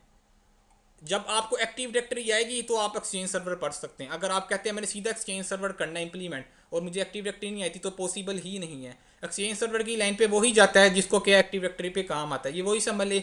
आप कहते हैं मैंने सीधा CCI ही करना है, तो पॉसिबल नहीं। आप CCNA करे, CCNP करे, आपके पीछे से बेस आपकी क्लियर है तो आप CCI लेवल तक जा सकते हैं। तो इसी तरह CRM सर्वर भी मैंने यहाँ नहीं लिखा। शेयर पॉइंट को फार्म इंस्टॉलेशन में करे, वो डोमेन इन्वायरमेंट के बगैर इंस्टॉल ही नहीं होता। लेकिन FTP डोमेन इन्वायरमेंट के बगैर चलेगा, माइक्रोसॉफ्ट SQL चलेगा, VPN सर्वर चलेगा आपका। VPN सर्वर को आगे डिस्कस करेंगे with domain environment with work group environment किस तरह काम करता है। तो कुछ एप्लीकेशंस ऐसी हैं उनके लिए डोमेन रिक्वायर्ड ही है। माइक्रोसॉफ्ट कहती है डोमेन इन्वायरमेंट होगी तो ये इंस्टॉल होगा। बेसिकली एक्टिव डायरेक्टरी की आगे डेफिनेशन आके मैं बेनिफिट बता रहा हूँ, डेफिनेशन ही मैंने बताई एक्टिव डायरेक्टरी की। अभी थोड़ा सा बता रहा हूँ। बेसिकली एक्टिव डायरेक्टरी भी एक डेटाबेस ही होती है। इन शॉर्ट मैं ये बता रहा हूँ कि हर एप्लीकेशन पे लॉगिन करना आपने, उसका अपना यूज़र पासवर्ड है, उसकी अपनी लोकल डेटाबेस यूज़ हो रही है। अज्यूम करिए इस कंपनी में एक यूज़र ये बैठा हुआ है। अगर आप इसको 1 2 3 4 5 6 7 8 सर्वर लगे हुए हैं, 8 सर्वर के यूज़र पासवर्ड प्लस इसका अपना एक विंडोज़ का भी यूज़र पासवर्ड होगा। 9 यूज़र पासवर्ड आप इस बंदे को दे रहे हैं, कोई क्या याद रख पाएगा? वो कभी हेल्प डेस्क का पासवर्ड एक्सचेंज पे लगा रहा होगा, कभी VPN का पासवर्ड FTP पे जाके लगा रहा होगा। क्योंकि जाहिर सी बात है इसका अपना यूज़र है, इसका अपना पासवर्ड है। हो सकता है इसका पासवर्ड 123 कर देते हैं आप यहाँ पे, और यहाँ पे हेल्प डेस्क पे इसका पासवर्ड के इसने कोई टिगर क्रिएट करनी है अपने आईटी डिपार्टमेंट को कि मेरे सिस्टम पे ये इशू आ रहा है, वायरस आ गया। हेल्प डेस्क पे जाते हैं, वहाँ पे लॉगिन करता है, 456 पासवर्ड है, वो 123 लगाना शुरू हो रहता है। क्यों? इसकी अपनी डाटाबेस है, इसकी अपनी डाटाबेस है। जब इस पर लॉगिन करोगे तो वैलिडेशन कहाँ से होनी है? इस डाटाबेस से। जब इस पर लॉगिन करोगे वैलिडेशन कहाँ से होगी? इस सिस्टम की डाटाबेस से। वीपीएन पे लॉगिन करोगे, वीपीएन की डाटाबेस से वैलिडेशन होगी क्रेडेंशियल की। तो यूज़र के लिए बहुत मुश्किल हो गया कि आप उसको 10-12 यूज़र पासवर्ड दे दें। तो ये बहुत ही टफ काम है कि आपकी कंपनी में जितनी एप्लीकेशन चल रही है, बंदा बहुत ही गंदा इन्वायरमेंट हो जाएगा कि 10 एप्लीकेशन चल रही है, यूज़र के 10 यूज़र पासवर्ड हैं। तो इंडस्ट्री में ऐसा नहीं होता बिल्कुल भी। ये वर्क ग्रुप का इन्वायरमेंट है, डिसेंट्रलाइज मैनेजमेंट ऑफ रिसोर्सेज हो रही है। डिसेंट्रलाइज समझ रहे हैं कि इसकी अपनी डाटाबेस है, इसकी अपनी डाटाबेस, इसकी अपनी डाटाबेस। तो ये कोई मैनेजमेंट नहीं है कि यूज़र को इतने सारे यूज़र पासवर्ड दिए जाए, वो हर आए दिन यूज़र पासवर्ड बोल रहे हो और आप मैनुअली जाके उसको रीसेट कर रहे हो। अगर आप इसी को डोमेन इन्वायरमेंट में आके देखें, आप कहते हैं मैं डोमेन इन्वायरमेंट में चला गया, आप सेम लैन है देखें, आपने एक सर्वर लगाया, इस सिंगल सर्वर किस तरह लगाना है, ये बात की बातें एक्टिव डायरेक्टरी डोमेन कंट्रोलर क्या, ब्लू कलर में मैंने एक सर्वर लगा दिया। अब मैंने जितनी एप्लीकेशन थी इसको एडिट कर रहा हूँ। अब यहाँ पे लाइक FTP सर्वर है, यूज़र ने इस पर लॉगिन करना है। मैं कहता हूँ यार जब भी लॉगिन करो FTP सर्वर के ऊपर तो लोकल डाटाबेस यूज़ नहीं करनी, तो तुमने सीधा किसके पास जाना है? इस सर्वर के पास जाना है। इस सर्वर के अंदर क्या पड़ी होगी? डाटाबेस। डाटाबेस के अंदर क्या पड़े हैं? आपके पास यूज़र नेम पासवर्ड पड़े हैं। तो यहाँ पे जाके तुमने देखना है वो यूज़र पासवर्ड जो एंड यूज़र प्रोवाइड कर रहा है। यहाँ पे लाइक एंड यूज़र बैठा हुआ है आपका, ये जो यूज़र पासवर्ड प्रोवाइड कर रही है इस सर्वर से जाके वैलिडेशन करो। ये सारी सेटिंग किस तरह करनी है, सर्वर पे क्या कन्फिगर करना है, या इस क्लाइंट पे, इस FTP पे क्या करना है, एक्टिव डायरेक्टरी पे क्या करना है, या क्लाइंट साइड पे क्या कन्फिगर करना है, ये बात की बात है। अभी बेनिफिट देखना आपने। तो इस सर्वर पे वैलिडेशन आएगी, यूज़र पासवर्ड प्रॉम्प्ट किया जाएगा, अगर तो वो अथेंटिकेट होता है यूज़र क्या हो जाएगी? FTP पे लॉगिन हो जाएगा। अब इसी तरह आप एक्सचेंज सर्वर पे आए, एक्सचेंज सर्वर किसके साथ चल गया है? एक्सचेंज सर्वर पे कोई यूज़र आता है, लॉगिन करता है ईमेल अकाउंट अपना, तो रिक्वेस्ट कहाँ पे आती है? इस सर्वर पे वो देखता था यूज़र पासवर्ड पड़ा हुआ है, तो एक्सचेंज क्या करता है? उसको लॉगिन करवा देता है। इसी तरह कोई बंदा VPN सर्वर से जब कनेक्ट होने आता है, यहाँ पे एक बंदा, ये संभाले इंटरनेट है आपके पास, अज्यूम कर ले यहाँ पे ये बंदा घर बैठा हुआ था, घर बैठता VPN सर्वर को डायल करता है, रिक्वेस्ट VPN सर्वर पे बिल्कुल आती है, लेकिन VPN सर्वर के अंदर कन्फिगरेशन की हुई है तुमने, जब यूज़र पासवर्ड बंदा दे तो इस सर्वर के पास चले जाना है। रिक्वेस्ट इस सर्वर के पास आ गई, VPN सर्वर ने यहाँ पे आकर किया वैलिडेशन, तो इस सर्वर का इसके साथ क्या कर दिया? सेशन क्रिएट कर दिया आपका। तो इसमें देखे अली यहाँ पे अगर यूज़र बना हुआ है तो अली सारी सर्विसेज को यूज़ कर सकता है, FTP को यूज़ कर सकता है, एक्सचेंज सर्वर को, VPN सर्वर को। तो सिंगल यूज़र है, सिंगल पासवर्ड है, यूजिंग सिंगल क्रीडेंशियल आप कंपनी की जितनी भी सर्विसेज है सब पे लॉगिन कर सकते हैं। अब ऐसा नहीं है अगर FTP अली को मैंने शेयर पॉइंट पे एक्सेस नहीं दी, अली इधर भी लॉगिन कर जाएगा। अली को शेयर पॉइंट पे आके एक्सेस देनी पड़ेगी आपको पहले। ऐसा नहीं है कि बाकी सारी इसी सर्विसेज पे चल रहा है, मैंने डोमेन इन्वायरमेंट कन्फिगर कर दिया तो अली जब चाहे नेटवर्क की जिस मर्जी सर्विस पे चला जाए, ऐसा नहीं है। अली को FTP पे एक्सेस होगी तो चलेगा अली। FTP पे भी तो एक्सेस देनी है आपने, फिर FTP को आगे बताया जाएगा जब यूज़र पासवर्ड उठाना है तो वो डोमेन कंट्रोलर से उठाना है। तो ये अनसिक्योर नहीं हो रहा, हमारा नेटवर्क सिक्योरिटी हो रही है। अब ऐसा भी नहीं अली को SQL पे एक्सेस नहीं दी, अली लॉगिन कर जाएगा, नहीं। जब मैं SQL के अंदर जाके बताऊंगा कि अली लॉगिन कर सकता है, फिर अली लॉगिन कर सकता है। और कहाँ से लॉगिन कर सकता है? डोमेन कंट्रोलर पे पड़े हुए यूज़र के साथ। तो इसमें क्या हो गया? All application will authenticate using user accounts in active directory. तो centralize management of all servers आ गया। तो इसमें क्या होता है? सारी की सारी डेटाबेस यहाँ पड़ी हुई थी। उमर का यूज़र भी इधर पड़ा हुआ है, अली का इधर पड़ा हुआ है, इसके अलावा कोई ABC यूज़र आपके पास आ जाता है, उसका यूज़र अकाउंट भी इधर पड़ा हुआ है। इस सर्वर पे कोई यूज़र नहीं है, इस सर्वर पे यूज़र नहीं है, इस सर्वर पे कोई यूज़र नहीं है। Centralize authentication for all servers. जितने सर्वर्स है सारों की ऑथेंटिकेशन कहाँ से हो रही है? ऑथेंटिकेशन समझते हैं ना, यूज़र पासवर्ड देना, वैलिडेट करना किसी को कि ये नेटवर्क पे आ सकता है नहीं आ सकता। अगर आ सकता है तो ऑथेंटिकेट होगा तो ये नेटवर्क पे आएगा। अगर यूज़र पासवर्ड जिसने प्रोवाइड किया है वो ठीक है। ऑथेंटिकेशन के भी मल्टीपल मेथड होते हैं, अभी जान नहीं रहे फिलहाल। ऑथेंटिकेशन को समझिए क्रीडेंशियल, यूज़र या पासवर्ड। वर्क ग्रुप के इन्वायरमेंट में ये पॉसिबल नहीं था। ये चीज़ क्लियर होगी थोड़ी सी। अगली ओपन कर लेते हैं स्लाइड। यहाँ पे वही चीज़ है, PC1 है आपके पास, PC2 है, PC3 है, ठीक है।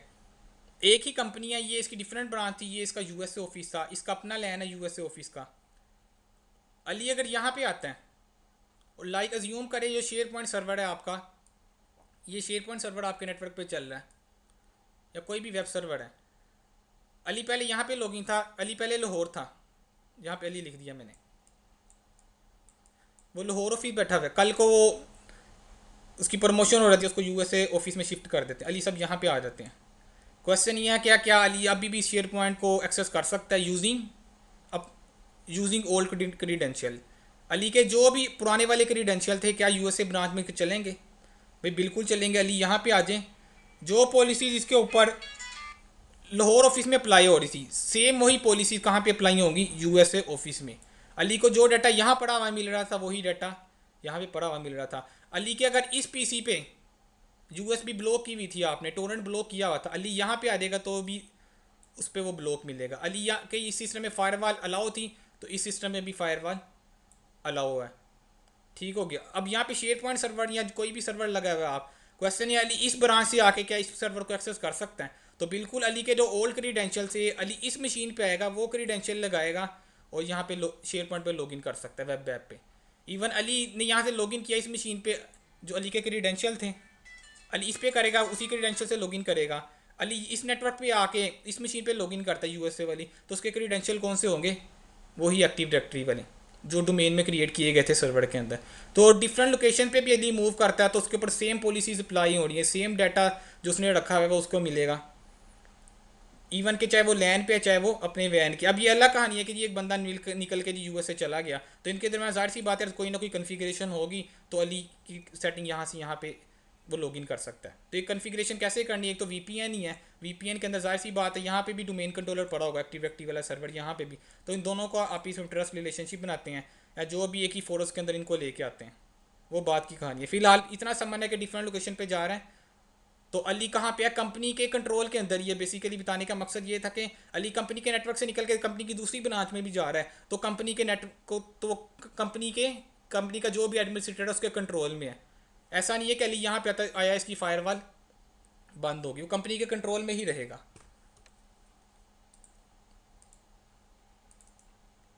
इसको ओपन कर लेते हैं, अगली डायग्राम क्या। अच्छा ये तो देख ली थी हमने, ठीक है। इतनी बातें क्लियर हो गई जो भी मैंने बताया बेनिफिट्स वगैरह वर्क ग्रुप से हमने। अब इसका मतलब ये है कि हमने वर्क ग्रुप में नहीं रहना। डोमेन कंट्रोलर का था बस। हाँ वो मैं बताता हूँ, डोमेन कंट्रोलर की तरफ ही आने लगा। बड़े इंपॉर्टेंट क्वेश्चन है, इंटरव्यू में पूछा जाता है डोमेन कंट्रोलर क्या है। बस फिलहाल मैंने ये बताया था कि हमारा वर्क ग्रुप में गुजारा नहीं है, हमने डोमेन इन्वायरमेंट में जाना है। अभी तक बताने का जो समरी मैंने अभी तक उसको मैं करूँ जो अभी तक बताया, उसका मकसद यही था कि मैंने वर्क ग्रुप में नहीं रहना, मैंने डोमेन में जाना है। डिसएडवांटेज क्या है? सिंपल लाइन में वर्क ग्रुप में भी डिसेंट्रलाइज मैनेजमेंट ऑफ रिसोर्सेज है कि रिसोर्सेज की मैनेजमेंट डिसेंट्रलाइज है, कोई समझ नहीं लग रही, बहुत ज़्यादा टाइम कंज्यूम हो रहा है, सिक्योरिटी नहीं मुझे मिल रही। तो अगर मैं डोमेन में जाता हूँ, डोमेन इन्वायरमेंट में सेंट्रलाइज मैनेजमेंट ऑफ रिसोर्सेज मुझे मिलेगी, मैं पूरे के पूरे नेटवर्क को कंट्रोल कर सकता हूँ। वर्क ग्रुप में पूरा का पूरा नेटवर्क मेरे कंट्रोल में नहीं था, डोमेन इन्वायरमेंट में पूरा का पूरा नेटवर्क मेरे कंट्रोल में आ जाएगा, एडमिनिस्ट्रेटर के कंट्रोल में। ये बात याद रखनी है। एक्टिविटी का मेन कोई पूछे वर्क ग्रुप किया है, आपने कहना decentralize management of resources. Domain environment क्या है? डोमेन को बेसिकली इस तरह भी डिफाइन करते हैं, domain is a logical secure boundary. Domain क्या लॉजिकल सिक्योर बाउंड्री है, उस सिक्योर बाउंड्री के अंदर क्या कर रहा है आपका यूजर मूव कर रहा है तो आप उसको कंट्रोल कर सकते हैं। डोमेन का पर्पस क्या है? लॉजिकल सिक्योर बाउंड्री क्रिएट कर देना। वर्क ग्रुप में कोई लॉजिकल सिक्योर बाउंड्री नहीं है, कोई बाउंड्री क्रिएट नहीं हुई है आपकी, यूजर जहाँ चाहे मूव कर सकता है। डोमेन में भी सारे के सारे एक्टिव डायरेक्टरी के तकरीबन 70-80% कॉन्सेप्ट लॉजिकली हैं। लॉजिकली का मतलब आपको नजर नहीं आएंगे, बैकएंड पे आप वैसे कॉन्सेप्ट बनाएंगे तो आपको समझ लगेगी active directory. Logical secure boundary में कह रहा हूँ नजर नहीं आ रही, लेकिन आप एक्टिव डायरेक्टरी पढ़ेंगे आपको आइडिया होगा यार हाँ वाकई ये बिल्कुल एक सिक्योर बाउंड्री की तरह ये चीज़ काम कर रही है।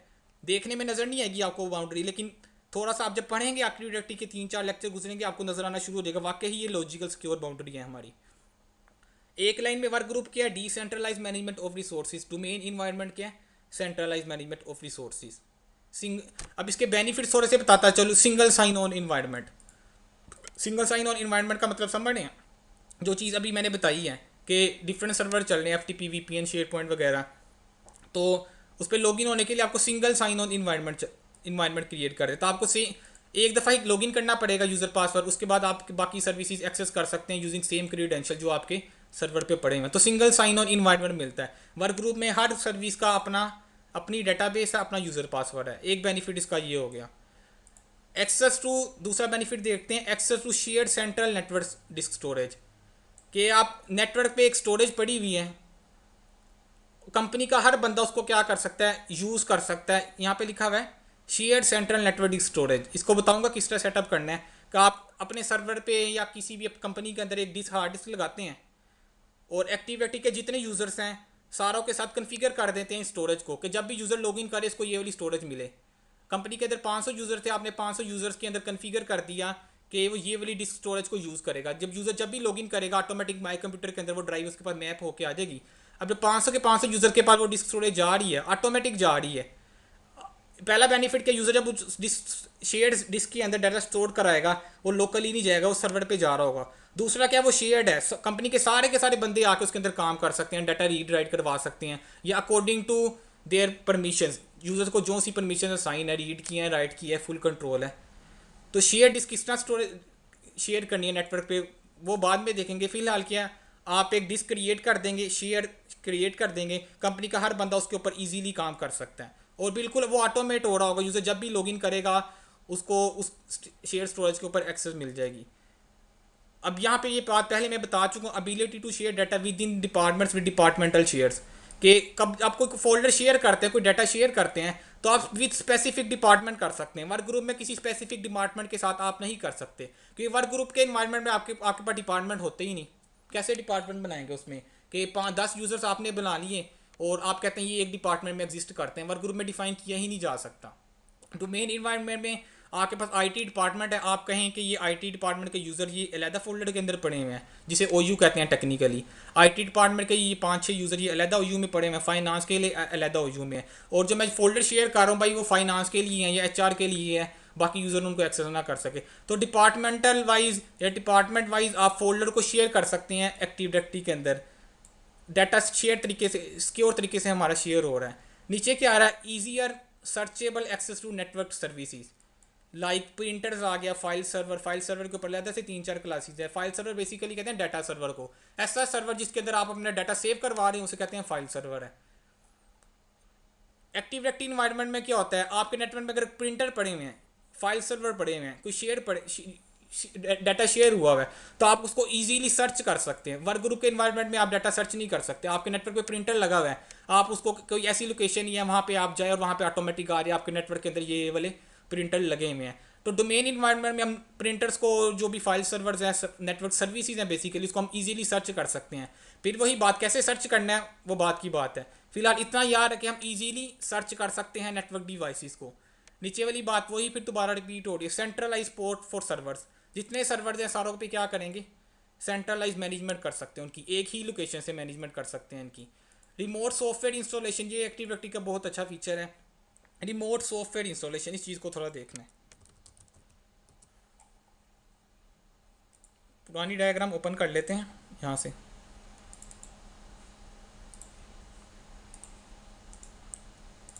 रिमोट सॉफ्टवेयर इंस्टॉलेशन का मतलब है लाइक आपने विन आर इंस्टॉल करना है, छोटी सी यूटिलिटी है। ये बता दूं कि एक्टिव डायरेक्टरी में सॉफ्टवेयर डिप्लॉयमेंट की लिमिटेशंस हैं।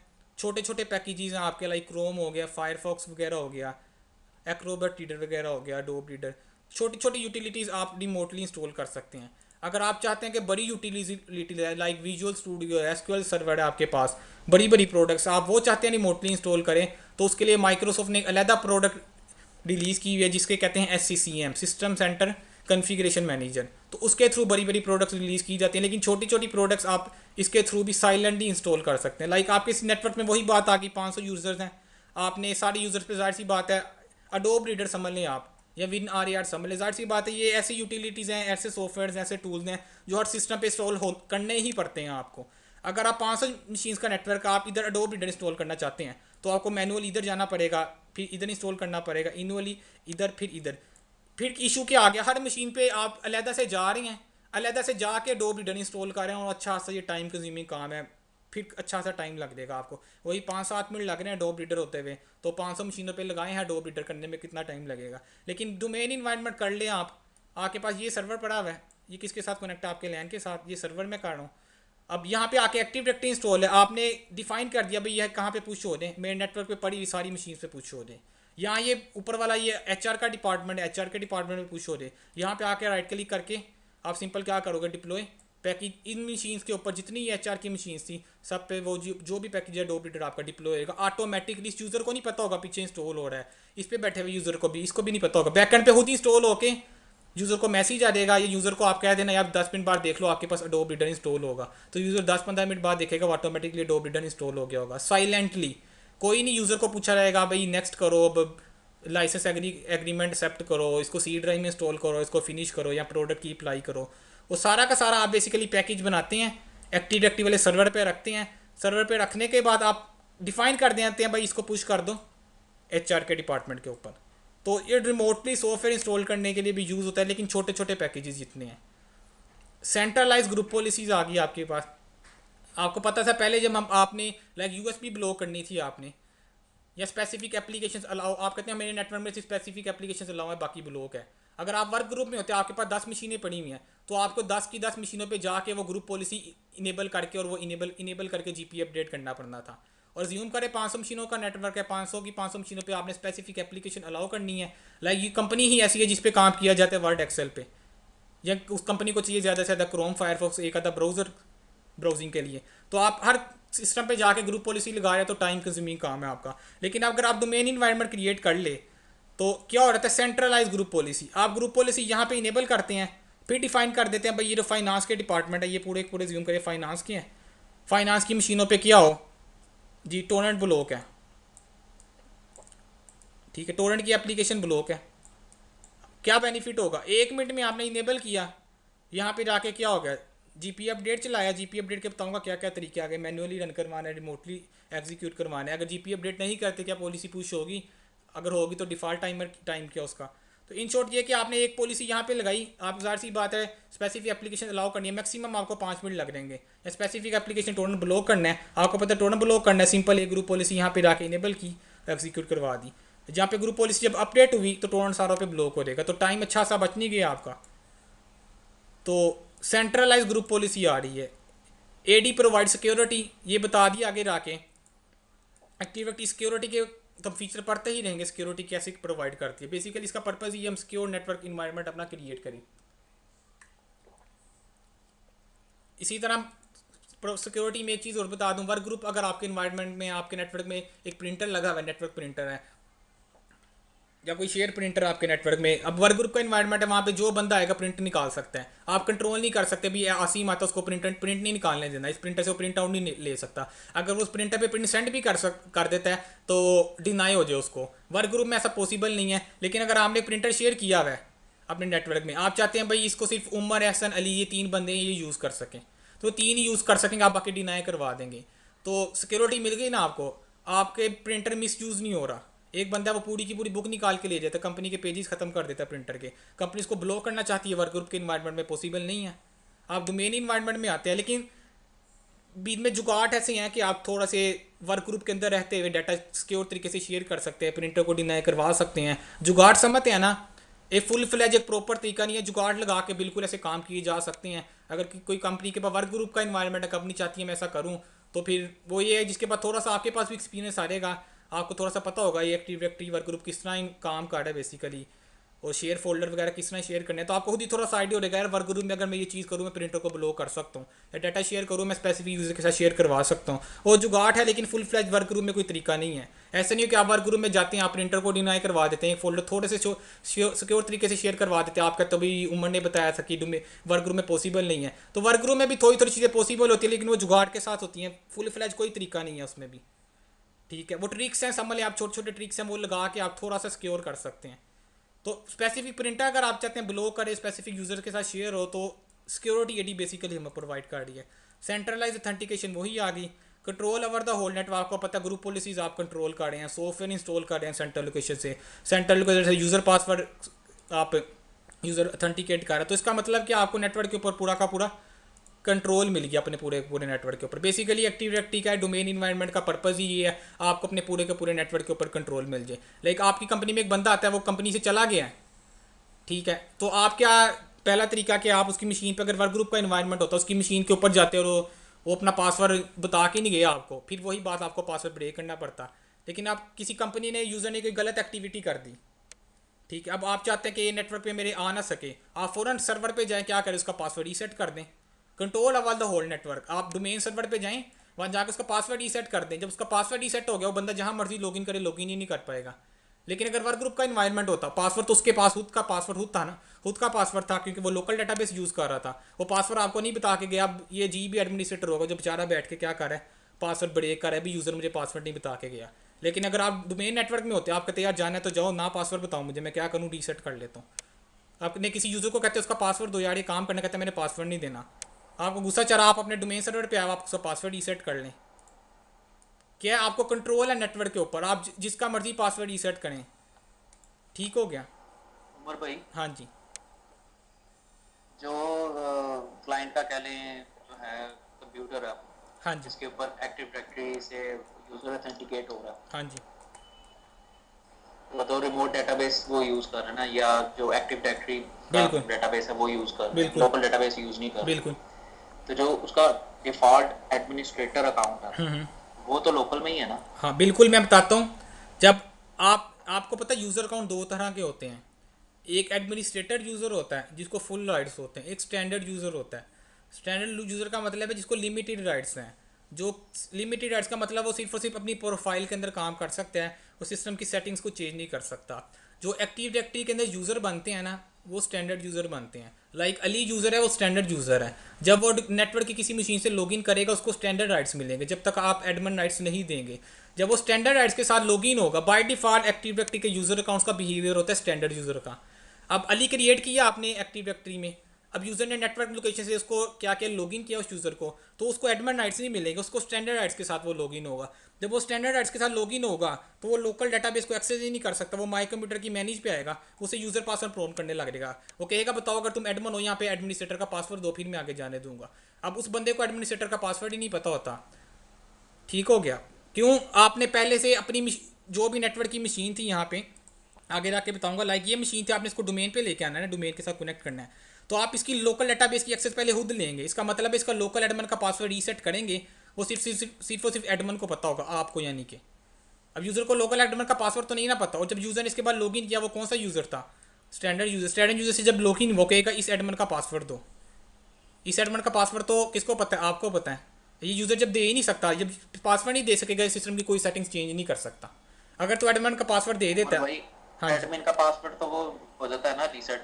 क्या है एडमिन का पास यार, फिर वो एडमिन का पासवर्ड रीसेट हो इस टाइम हम पढ़े एंड यूज़र के लिहाज से देना है। फिर तो ये जो बंदा जो इधर जो बंदा आएगा जो काम कर रहा है भाई, वो खुद टेक्निकल था और वो खुद कोई नेटवर्क एडमिन एडमिन। मेरा सिर्फ ये कहने का मतलब था कि सिर्फ जो एडमिन का पासवर्ड है वो लोकल डेटाबेस में स्टोर हो रहा है, बिल्कुल बिल्कुल, जबकि जो लिमिटेड अकाउंट है वो सारे बिल्कुल। वो स्टोर हो रहा है एक्टिव डायरेक्टरी ऐसा में, नहीं है उसका कि इस डेटाबेस है। यूज़र पे एक चीज़ ये भी बता दी, आगे जाके खुद ही क्लियर हो जाएगा, आपको बताने की जरूरत नहीं है। इसका मतलब इसको मैंने डोमेन पे कर दिया, इसका मतलब ये नहीं है ये हमेशा स्टैंडर्ड यूज़र से ही लॉगिन होगा और ये यहाँ से ऑथेंटिकेट कर सकता है। हाँ, इसके ऊपर जो लोकल यूज़र पड़े हुए उससे ऑथेंटिकेट कर सकता है, लेकिन आप लोकल यूज़र पहले जो कंपनी का एडमिनिस्ट्रेटर है पासवर्ड रीसेट करेगा।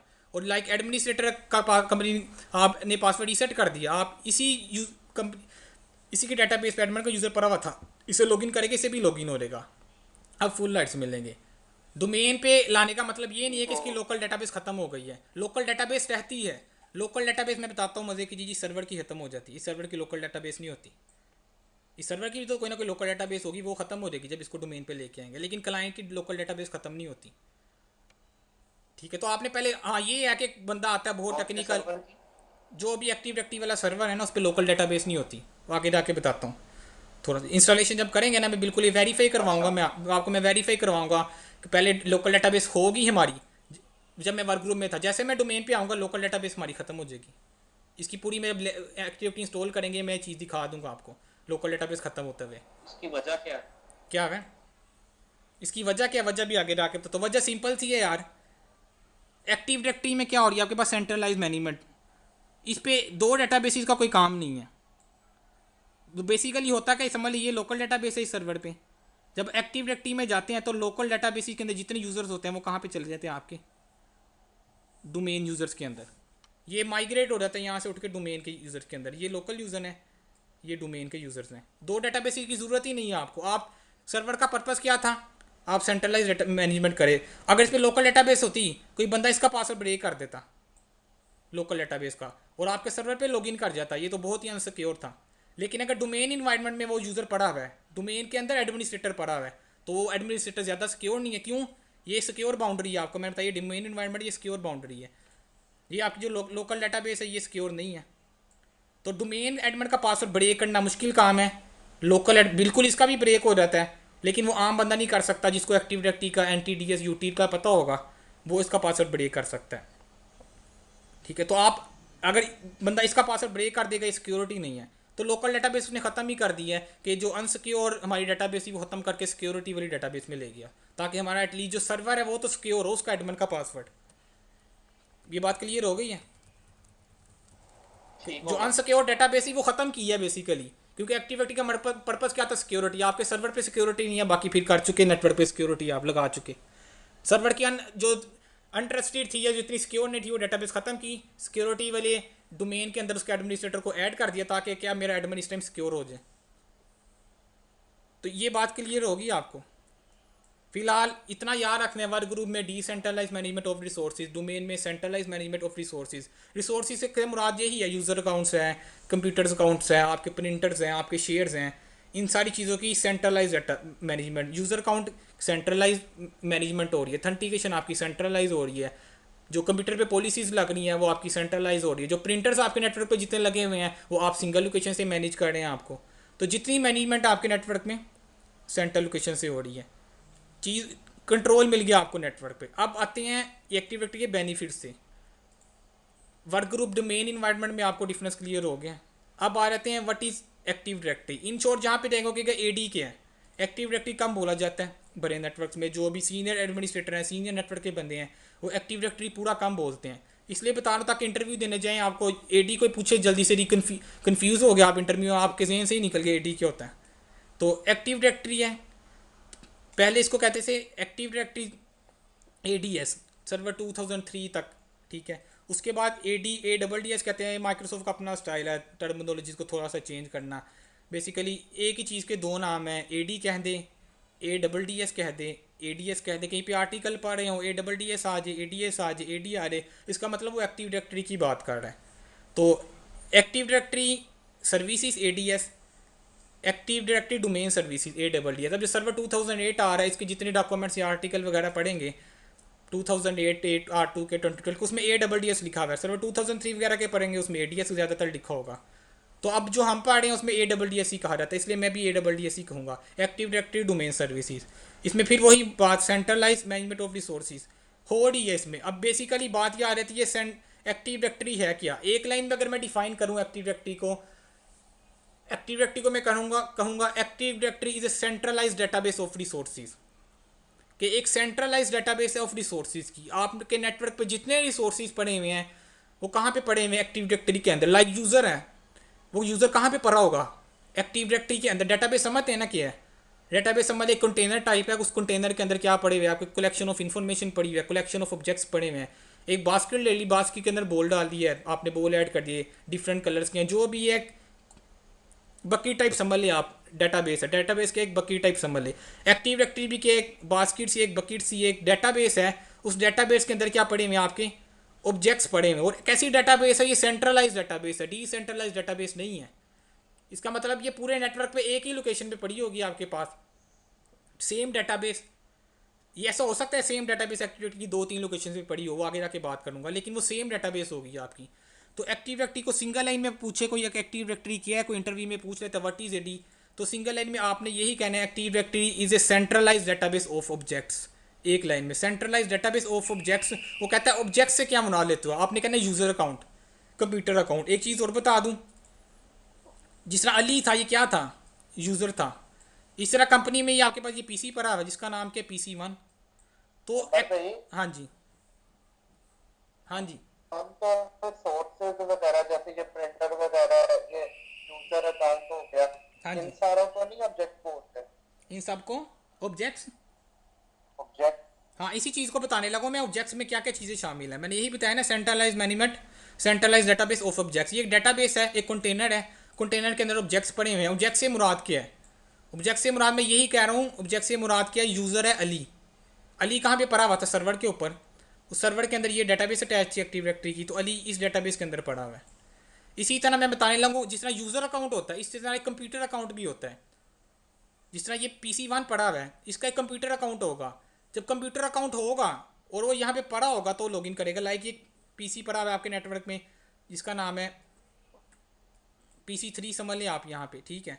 अगर PC3 का कंप्यूटर अकाउंट इसके ऊपर पड़ा होगा तो PC3 क्या कर सकता है, एक्टिव डायरेक्टरी के साथ कनेक्ट हो सकता है। इसी तरह जिस तरह आपने ग्रुप पॉलिसीज पढ़ी थी, कुछ यूज़र अकाउंट पे लगती है, कुछ कंप्यूटर अकाउंट पे, कुछ यूज़र पे इफेक्ट होती है, कुछ कंप्यूटर पे इफेक्ट होती है। इसका मतलब यूज़र अकाउंट तो होता है, कंप्यूटर अकाउंट नाम की भी एक चीज़ होती है। हर कंप्यूटर का अपना एक अकाउंट होता है। जाहिर सी बात है कंप्यूटर ने भी अथेंटिकेट करना है।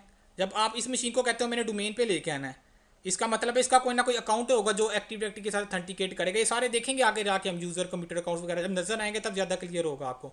अली था नज़र आ रहा था लॉगिन करते हुए, लेकिन बैकएंड पे जब आप इस मशीन पे लॉगिन करते हैं, जब बेसिकली इस मशीन को आपने पावर ऑन किया, यहाँ पे मैं ऑन लिख रहा हूँ, पावर ऑन किया, जैसे ये मशीन ऑन होगी पहले ये एक्टिव डायरेक्टरी के साथ अथेंटिकेट करेगी तो नेटवर्क पे आएगी। इसके बाद क्या होगा, जब ये अथेंटिकेट इसका कंप्यूटर अकाउंट होगा तो अली इसके साथ लॉगिन कर सकता है। जब तक कंप्यूटर अकाउंट अथेंटिकेट नहीं होगा अली भी लॉगिन ही नहीं कर सकता, क्योंकि कंप्यूटर की प्रायोरिटी क्या है, ज़्यादा कंप्यूटर एक हार्डवेयर डिवाइस है, अली क्या एक यूज़र अकाउंट है। कंप्यूटर पहले आएगा, वो नेटवर्क पे वैलिडेट होगा, अपना यूज़र पासवर्ड सेंड करेगा, computer account automatic user password send करेगा। ये आगे जाके देखेंगे कैसे करेगा। कंप्यूटर अकाउंट सेंड करेगा यूज़र पासवर्ड, वो अथेंटिकेट करेगा, उसके बाद अली क्या होगा, लॉगिन करेगा। अगर तो कंप्यूटर अथेंटिकेशन यहाँ पे फेल हो जाती है हमारी किसी रीज़न की वजह से, कंप्यूटर जो पासवर्ड प्रोवाइड कर रहा है सर्वर पे वो डिफरेंट पासवर्ड है, अथेंटिकेशन नहीं होगी, उसके बाद अली भी लॉगिन नहीं कर सकता।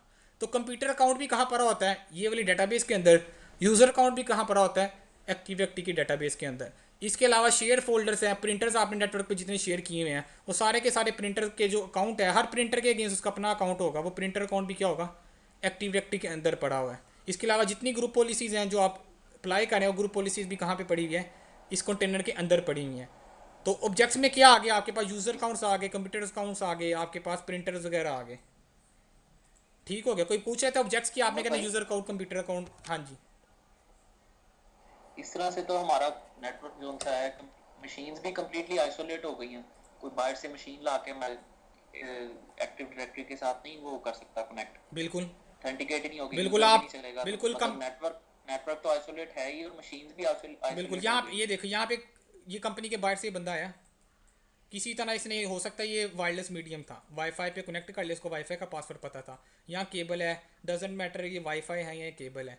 एक यूज़र बाहर से आया, कंपनी के बाहर खड़ा था, वाईफाई के सिग्नल आ गए, उसने कनेक्ट कर लिया। अब वो कंपनी के इस पड़े हुए डाटा को एक्सेस करना चाहता है।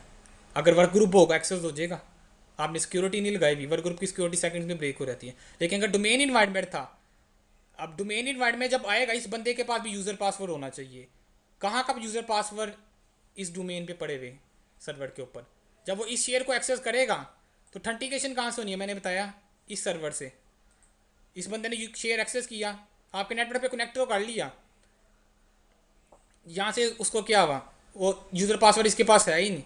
जब यूज़र कंप्यूटर अकाउंट नहीं ऑथेंटिकेट होगा, क्या है, मैं बताता हूँ आगे जाके। कंप्यूटर था, कंप्यूटर अकाउंट ऑथेंटिकेट नहीं ना होगा। नहीं नहीं, दो चीज़ें ही आगे जाके अकाउंट क्लियर, अगर नहीं नहीं कहीं नहीं भी नहीं देता नहीं है, नहीं। कंप्यूटर अकाउंट ऑथेंटिकेट होने से मुराद ये है कि उस जब तक ये ऑथेंटिकेट नहीं ना होगा इसके ऊपर पॉलिसीज़ अप्लाई नहीं हो सकती। लाइक आपने ग्रुप पॉलिसीज़ लगाई, ये ऑथेंटिकेट नहीं हो रहा, इसके ऊपर पॉलिसीज़ नहीं हो सकती। अब यहाँ पे मैं बात कर रहा हूँ, ये बंदा आया, ये अपनी मशीन पे लॉगिन था, लोकल यूज़र थे, ऐसे ही यानी ये तो बाहर का बंदा है, लोकल यूज़र से लॉगिन था, लेकिन ये फोल्डर एक्सेस करना चाह रहा है ये वाला। लॉगिन तो ये लोकल यूज़र से ही था, जब ये वाला फोल्डर एक्सेस करेगा तो उसे यूज़र पासवर्ड पूछा जाएगा। क्यों पूछा जाएगा, चेक किया जाएगा ये बंदा तो डोमेन पे ही नहीं है, इसका मतलब ये ऑथोराइज बंदा नहीं है, इसे यूज़र पासवर्ड पूछो। अगर ये बंदा यूज़र पासवर्ड दे देगा ये शेयर एक्सेस हो जाएगा। लेकिन अगर ये बंदा ऑलरेडी डोमेन पे होता तो इसे यूज़र पासवर्ड पूछा ही नहीं जाना था। क्यों, ऑटोमेटिक पीछे से ऑथेंटिकेशन हो जानी थी, सिंगल साइन ऑन नहीं पड़ा अभी कि आप इस शेयर को एक्सेस कर रहे हो, यहाँ पे पड़े हुए शेयर को आपने एक दफ़ा यहाँ पे डोमेन से लॉगिन कर लिया, एक दफ़ा डोमेन से लॉगिन कर लिया ना आपने, उसके बाद आपसे यूज़र पासवर्ड नहीं पूछा जाएगा। कंप्यूटर अकाउंट तो चेंज है, क्या है कंप्यूटर अकाउंट तो हमारे जितने भी ये सामने PC3 PC1 PC2 यार, ये हमारे फ्लोर्स पे पड़े हैं, बेसिक इस टाइम ये कंप्यूटर डोमेन अकाउंट भी तो उसके सर्वर पे है। बता, इस टाइम ये हमारे परे हुए नेटवर्क के रिसोर्स को एक्सेस कर रहा है, ना कि ये सर्वर से पॉलिसीज पुश करवाना चाह रहा है। ये जो कन्फ्यूजन है ना, ये आपको आगे जाके खुद ही क्लियर हो जाएगी। छोटा से एक क्योंकि वो एक्टिव डायरेक्टरी का हिस्सा नहीं है, इस वजह से उसका कोई एक्टिव डायरेक्टरी से ताल्लुक नहीं है, आपको डायरेक्टली आपका क्वेश्चन एक्सेस कर रहा क्वेश्चन है क्वेश्चन बेसिकली बैंक क्या के उनसे। क्वेश्चन बेसिकली क्या आपका? क्वेश्चन यही था कि कंप्यूटर अकाउंट अगर उसका है नहीं हम्म। तो वो नेटवर्क में, आपने बताया ना कि वो हाँ आ गया ठीक है, मैं नेटवर्क बता दी। में कंप्यूटर सोर्सेज, बता रहा हूँ, कंप्यूटर मेरे ना, जहन में था कि वो नहीं नहीं कर नहीं सकता वो। नहीं नहीं, नेटवर्क पे कनेक्ट हो जाएगा आपके। वो बंदा बाहर से आता है, वो नेटवर्क पे कनेक्ट हो जाएगा, उसको डीएससीपी पे अगर कोई पॉलिसी सोर्सेज भी वो देख लेगा। रिसोर्सेज नहीं एक्सेस कर सकेगा, ये चीज़ है। वो रिसोर्सेज तब तक नहीं एक्सेस कर सकेगा जब तक डोमेन का यूज़र पासवर्ड ना दे दे। नेटवर्क पे आपके आएगा, आईपी मिलेगा, इंटरनेट उसको अवेलेबल हो जाएगा, लेकिन आपकी कंपनी के रिसोर्सेज को एक्सेस नहीं कर सकता। लाइक प्रिंटर यहाँ पे पड़ा हुआ है, लाइक यहाँ पे मैं प्रिंटर क्रिएट कर देता हूँ, ये प्रिंटर है, ये नेटवर्क के साथ लगा है। बंदा कहता है मैंने यहाँ से प्रिंटर निकालना है, प्रिंट निकालना है, तो इससे कहेगा भाई यूज़र पासवर्ड दो, तुम्हारे पास अथॉरिटी है। क्यों पूछेगा? उसको पता होगा ये डोमेन पे नहीं है। अगर ये डोमेन पे होगा फिर नहीं पूछेगा, क्योंकि उस यूज़र ने जब लॉगिन किया होगा तो डोमेन के यूज़र से ही लॉगिन किया होगा ना। ये बात क्लियर हुई है? रिसोर्स नेटवर्क पे आ जाएगा लेकिन रिसोर्सेज, नेटवर्क पे आ जाएगा लेकिन रिसोर्सेज एक्सेस नहीं कर सकता। ठीक हो गया? नेटवर्क पे आएगा, रिसोर्सेज एक्सेस नहीं कर सकता। रिसोर्सेज कब एक्सेस करेगा? जब यूज़र पासवर्ड होगा। ऐसा भी नहीं है कि ये नेटवर्क पे आ गया रिसोर्सेज एक्सेस नहीं कर सकता, इसका मतलब ये नहीं कि रिसोर्सेज नहीं एक्सेस कर सकता। रिसोर्सेज एक्सेस ना करने का मतलब ये है कि जब तक यूज़र पासवर्ड नहीं देगा तब तक रिसोर्सेज एक्सेस नहीं कर सकता। ठीक हो गया? नेटवर्क पे आएगा, रिसोर्सेज तब एक्सेस कर सकेगा। बेसिकली ये एक लाइन है, नेटवर्क पे आ जाएगा लेकिन रिसोर्सेज तब एक्सेस कर सकेगा अगर यूज़र पासवर्ड देगा डोमेन का। अगर नहीं देगा तो नहीं कर सकेगा। ठीक हो गया? ठीक है। नेटवर्क पे आएगा, रिसोर्सेज तब एक्सेस करेगा अगर, लेकिन अगर आप अज्यूम करें वर्क ग्रुप का इन्वायरमेंट और आपने यहाँ पे प्रिंटर के शेयर किया हुआ था किसके साथ? एवरीवन के साथ, तो फिर यहाँ से इसने प्रिंट निकाल लेने थे। एक फोल्डर शेयर किया हुआ था यहाँ पे, इस पीसी पे पड़ा हुआ था, ये शेयर फोल्डर पड़ा हुआ है, इधर एवरीवन के साथ है। तो इस बंदे ने जैसे आना था वो डाटा उसने एक्सेस कर लेना था, कोई यूज़र पासवर्ड कुछ नहीं पूछना था। तो क्लियर होगी ये चीज़ें? ठीक है। आगे जाके मजीद क्लियर हो जाएगी। ये एक्टिव डायरेक्टरी भी पढ़ते रहेंगे, बेनिफिट देखते रहेंगे आप इसके, डाटा एक्सेस और ये वो ऑटोमेटिक क्लियर हो जाएंगी। तो active directory centralize database of object. नीचे फिर ये लिखा है it is a database that keeps track of a huge amount of stuff. जिसके पास क्या ट्रैकिंग करती है, किस चीज़ की ट्रैकिंग किस तरह पर करती है, आगे जाके देखेंगे ग्लोबल कैटलॉग क्या है, इंडेक्सिंग क्या चीज़ होती है।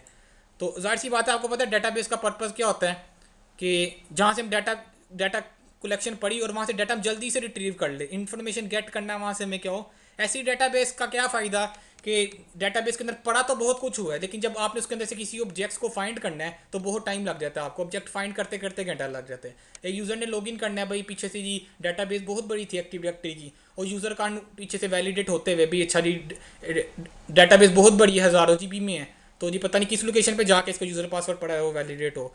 तो एक्टिव डायरेक्टरी में ऐसा नहीं है कि आप करती हैं नेटवर्क स्लो डाउन हो गया, यूज़र ऑथेंटिकेट करने आया तो पीछे से बहुत जी डायरेक्टरी में फाइंड करने गया है। तो ये क्या करती है, ट्रैकिंग करती है ह्यूज अमाउंट ऑफ स्टफ। इसकी ट्रैकिंग बड़ी ज़बरदस्त किस्म की, इसमें इंडेक्सिंग वगैरह होती है, ग्लोबल कैटलॉग लगा होता है, वो जल्दी से ऑब्जेक्ट को फाइंड करता है उसके एट्रीब्यूट की बेस पे और जल्दी से लॉगिन कर देता है। And give us a centralize management of all our network machine user and resources. क्या गाड़ी है, ट्रैकिंग गाड़ी है उनकी, कि जो भी यूज़र लॉगिन आएगा जल्दी से डेटाबेस से वो ऑब्जेक्ट फाइंड होगा, फाइंड होने के बाद वो क्या होगा, सेंट्रलाइज मैनेजमेंट नेटवर्क की हो जाएगी। नेटवर्क में किस चीज़ की, मशीन्स की, यूज़र की, रिसोर्सेज की। रिसोर्सेज में भी क्या चीज़ें आ जाएँ, आप इस तरह भी डिफाइन कर सकते हैं, active directory is centralize database of resources. Resources में फिर वही चीज़ें आ जाती हैं, ऑब्जेक्ट्स वगैरह आ गए आपके। रिसोर्सेज से मुराद वही है, नेटवर्क रिसोर्सेज हैं आपके।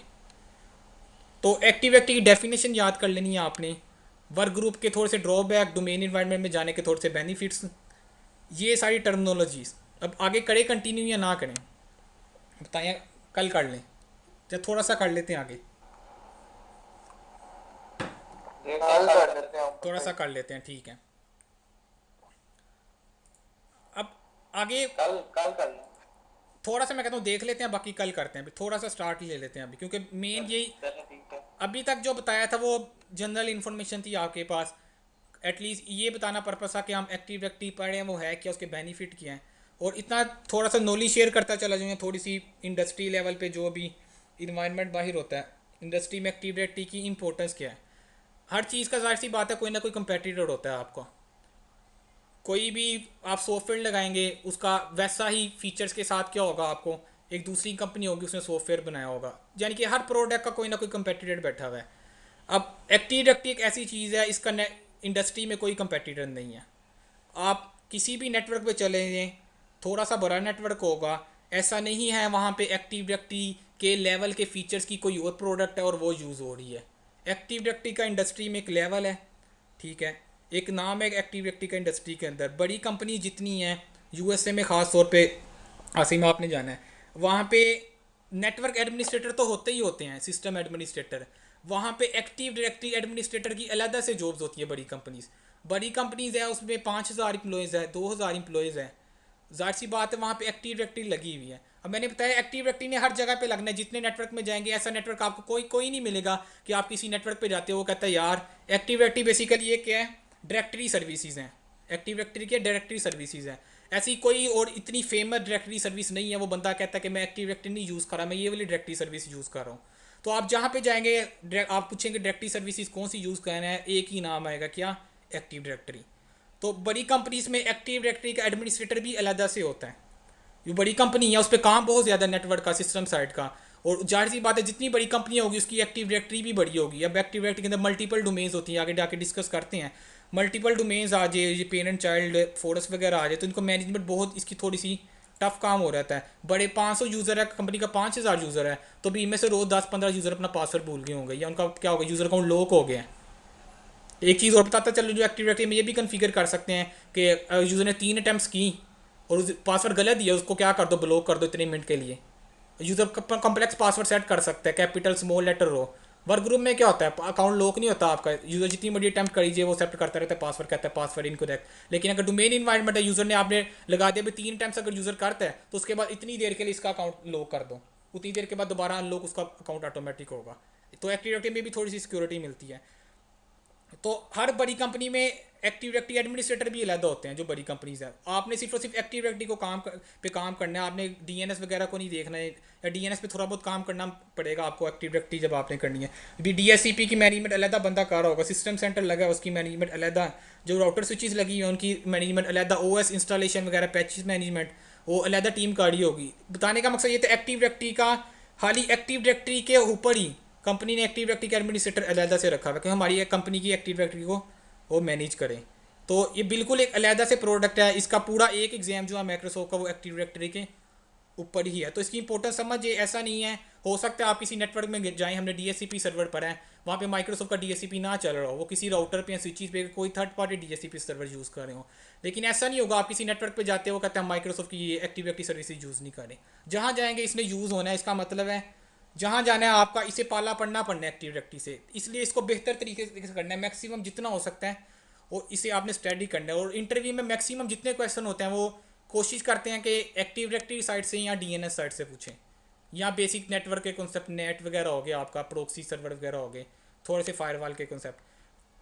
माइक्रोसॉफ्ट साइट पर इंटरव्यू देने जाएंगे, मैक्सिमम क्वेश्चन जितने वो पूछ सकते हैं टेक्निकली या टर्मिनोलॉजीज वो एक्टिव डायरेक्टरी से लाजमी पूछी जाती हैं, ठीक है। तो इसको कोशिश करनी है बेहतर से बेहतर जितना हो सके इसको स्टडी करना है एक्टिव डायरेक्टरी को। अब आ जाती है हमने डोमेन से कन्वर्ट करना है अपने इन्वायरमेंट को, वर्क ग्रुप से कन्वर्ट करना है अपने इन्वायरमेंट को डोमेन में। तो आगे देख लेते हैं एक्टिव डायरेक्टरी क्या है और डोमेन क्या है। बेसिकली जब मैं कहता हूँ ना मैंने वर्क ग्रुप से डोमेन में जाना है, इसका मतलब क्या है, आप कहते हैं मैंने वर्क ग्रुप से डोमेन में जाना है, इसका मतलब क्या है, आपने एक्टिव डायरेक्टरी इंस्टॉल करनी है। एक्टिव डायरेक्टरी इंस्टॉल करने का मतलब कि आप वर्क ग्रुप से के नेटवर्क से उठ के डोमेन के नेटवर्क में जा रहे हैं। एक्टिव डायरेक्टरी इंस्टॉलेशन का पर्पस कि आप वर्क ग्रुप के इन्वायरमेंट से डोमेन के इन्वायरमेंट में जा रहे हैं। दो टर्मिनोलॉजी है, एक वर्क ग्रुप है एक डोमेन है। अब आप एक्टिव डायरेक्टरी इंस्टॉल करेंगे, जाहिर सी बात है क्या हो रहा है, एक्टिव डायरेक्टरी इंस्टॉल करने से आप वर्क ग्रुप से डोमेन के इन्वायरमेंट में जा रहे हैं और वह आपको अच्छा सा पता लग गया कि वर्क ग्रुप से डोमेन में जाए क्या बेनिफिट मिलेंगे। इसलिए हमने क्या करना है, वर्क ग्रुप के इन्वायरमेंट से डोमेन में जाना है। वर्क ग्रुप के इन्वायरमेंट से डोमेन में जाने के लिए हमें एक्टिव डायरेक्टरी रिक्वायर्ड है। अब एक्टिव डायरेक्टरी रिक्वायर्ड है, एक्टिव डायरेक्टरी के प्री रिक्विजिट की हैं, बात यहाँ पे आ जाती है।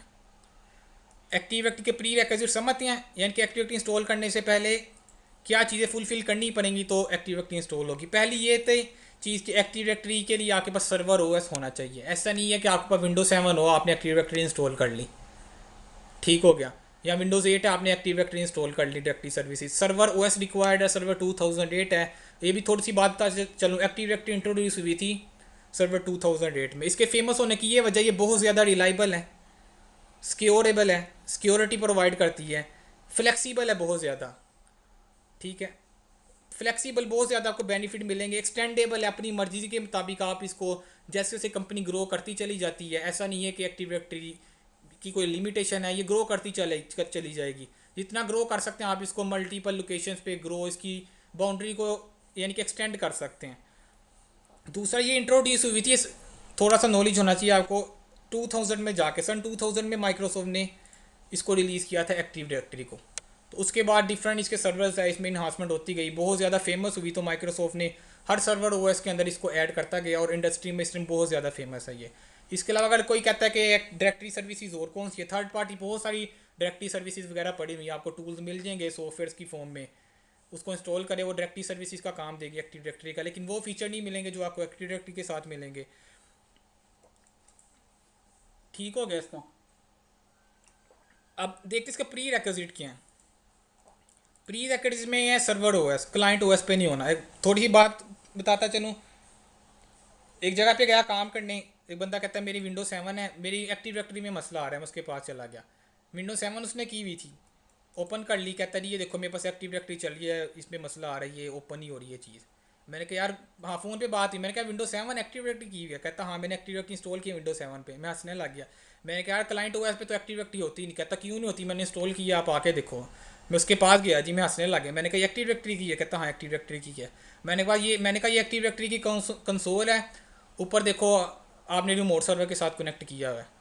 फिर उसकी अक्ल में बात आई है, जस्ट मैनेजमेंट टूल्स विंडो 7 पे इंस्टॉल किए हुए थे उसने, और उसने उसके ऊपर राइट क्लिक करके कनेक्ट टू एक्टिव डायरेक्टरी के सर्वर के साथ कनेक्ट करवाया हुआ था। वो समझ रहा था जी एक्टिव डायरेक्टरी मेरे सर्वर पे होस्ट है। मैंने कहा भाई सिर्फ तुम उसकी मैनेजमेंट कंसोल यहाँ पे लेके आए हो, सर्विस ही दूसरे सर्वर पे चल रही है, मुझे सर्वर की एक्सेस हो, वहाँ पे रख इशू देखते हैं। तो कोई ये कह दी मैंने क्लाइंट ओएस के ऊपर एक्टिव डायरेक्टरी इंस्टॉल कर लिया, तो पॉसिबल नहीं है। उसका प्री रिक्विजिट ये है कि सर्वर ओएस हो आपके पास, ठीक हो गया। दूसरा कि एटलीस्ट वन अप इंटरफेस, या जो आपकी एक्टिव डायरेक्टरी वाली मशीन है, हाँ ये भी एक्टिव डायरेक्टरी फिजिकल मशीन पे भी हो सकती है, वीएम के ऊपर भी हो सकती है, वर्चुअल मशीन बना के। तो एक इंटरफेस मिनिमम आपका होना चाहिए। ऐसा नहीं है कि आपने लाइक ये मेरे पास मशीन पड़ी हुई है और आपने इसको नेटवर्क से ही डिस्कनेक्ट किया हुआ है, इसका कोई लैन कार्ड भी इसका अप नहीं है, कोई भी लैन कार्ड अप नहीं है। लाइक ये डिस्कनेक्ट था, यहाँ पे केबल आ रही है ना, लैन केबल आप निकाल देते हैं, इसका मतलब ये मशीन नेटवर्क पे नहीं है।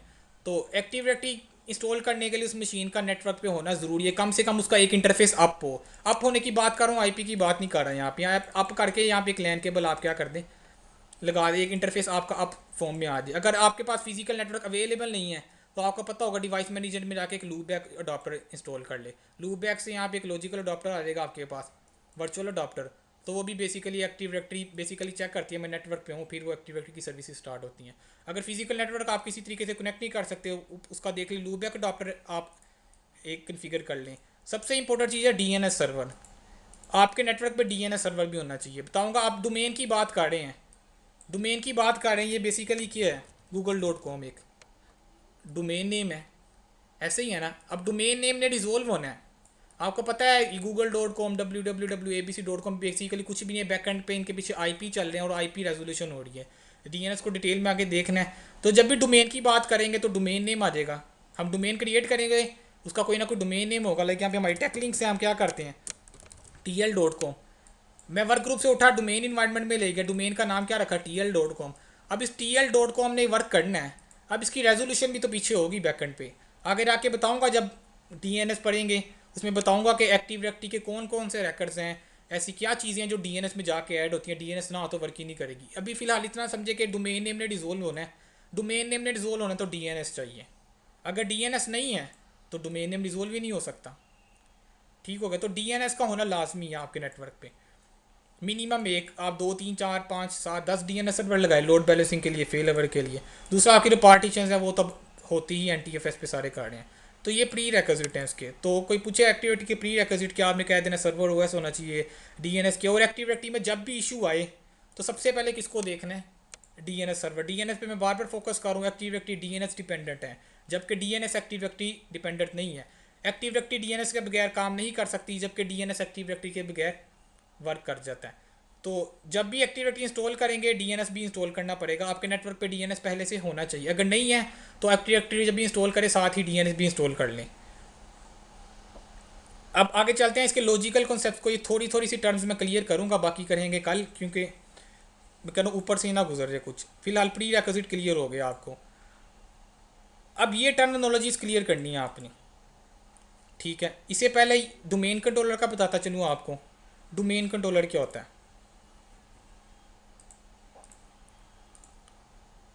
ये लाइन आ गया आपके पास, ठीक है।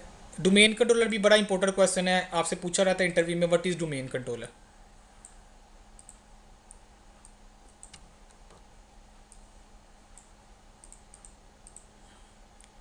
ये आपका नेटवर्क है, आपने यहाँ पे क्या लगा लिया, एक सर्वर रखा, बाकी एज्यूम कर लिया यहाँ पे लैन लगे हुए हमारे नेटवर्क में, ये वो सर्वर हुआ है। यहाँ पे मैं लिख रहा हूँ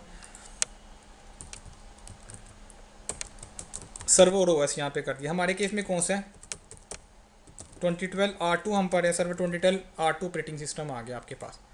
वो सर्वर ऑपरेटिंग सिस्टम आपने कहाँ पे जाना है, डोमेन इन्वायरमेंट में। आप डोमेन इन्वायरमेंट में आते हैं, यहाँ पे क्या करते हैं, मैंने कहा कि डोमेन इन्वायरमेंट में जाते हैं, आपको एक्टिव डायरेक्टरी इंस्टॉल करनी पड़ेगी। आपने एक्टिव डायरेक्टरी इस मशीन के ऊपर आके क्या कर दी, इंस्टॉल कर दी। ADS मैं लिख रहा हूँ, ये ADDS। इस मशीन के ऊपर आपने एक्टिव डायरेक्टरी इंस्टॉल कर दी, कैसे की है वो आगे वाले लेक्चर्स में देखेंगे। फिलहाल इस सिस्टम पे एक्टिव डायरेक्टरी सर्विसेज आपने इंस्टॉल कर दी। इंस्टॉल करने से आपका नेटवर्क डोमेन इन्वायरमेंट में कन्वर्ट हो गया। अब क्वेश्चन ये है, व्हाट इज डोमेन कंट्रोलर। वो सर्वर ऑपरेटिंग सिस्टम जिसके ऊपर आप एक्टिव डायरेक्टरी इंस्टॉल करते हैं उसे क्या कहते हैं, DC, डोमेन कंट्रोलर।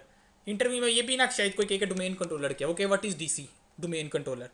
वो सर्वर ऑपरेटिंग सिस्टम जिसके ऊपर एक्टिव डायरेक्टरी इंस्टॉल होती है उसे क्या कहते हैं, डोमेन कंट्रोलर।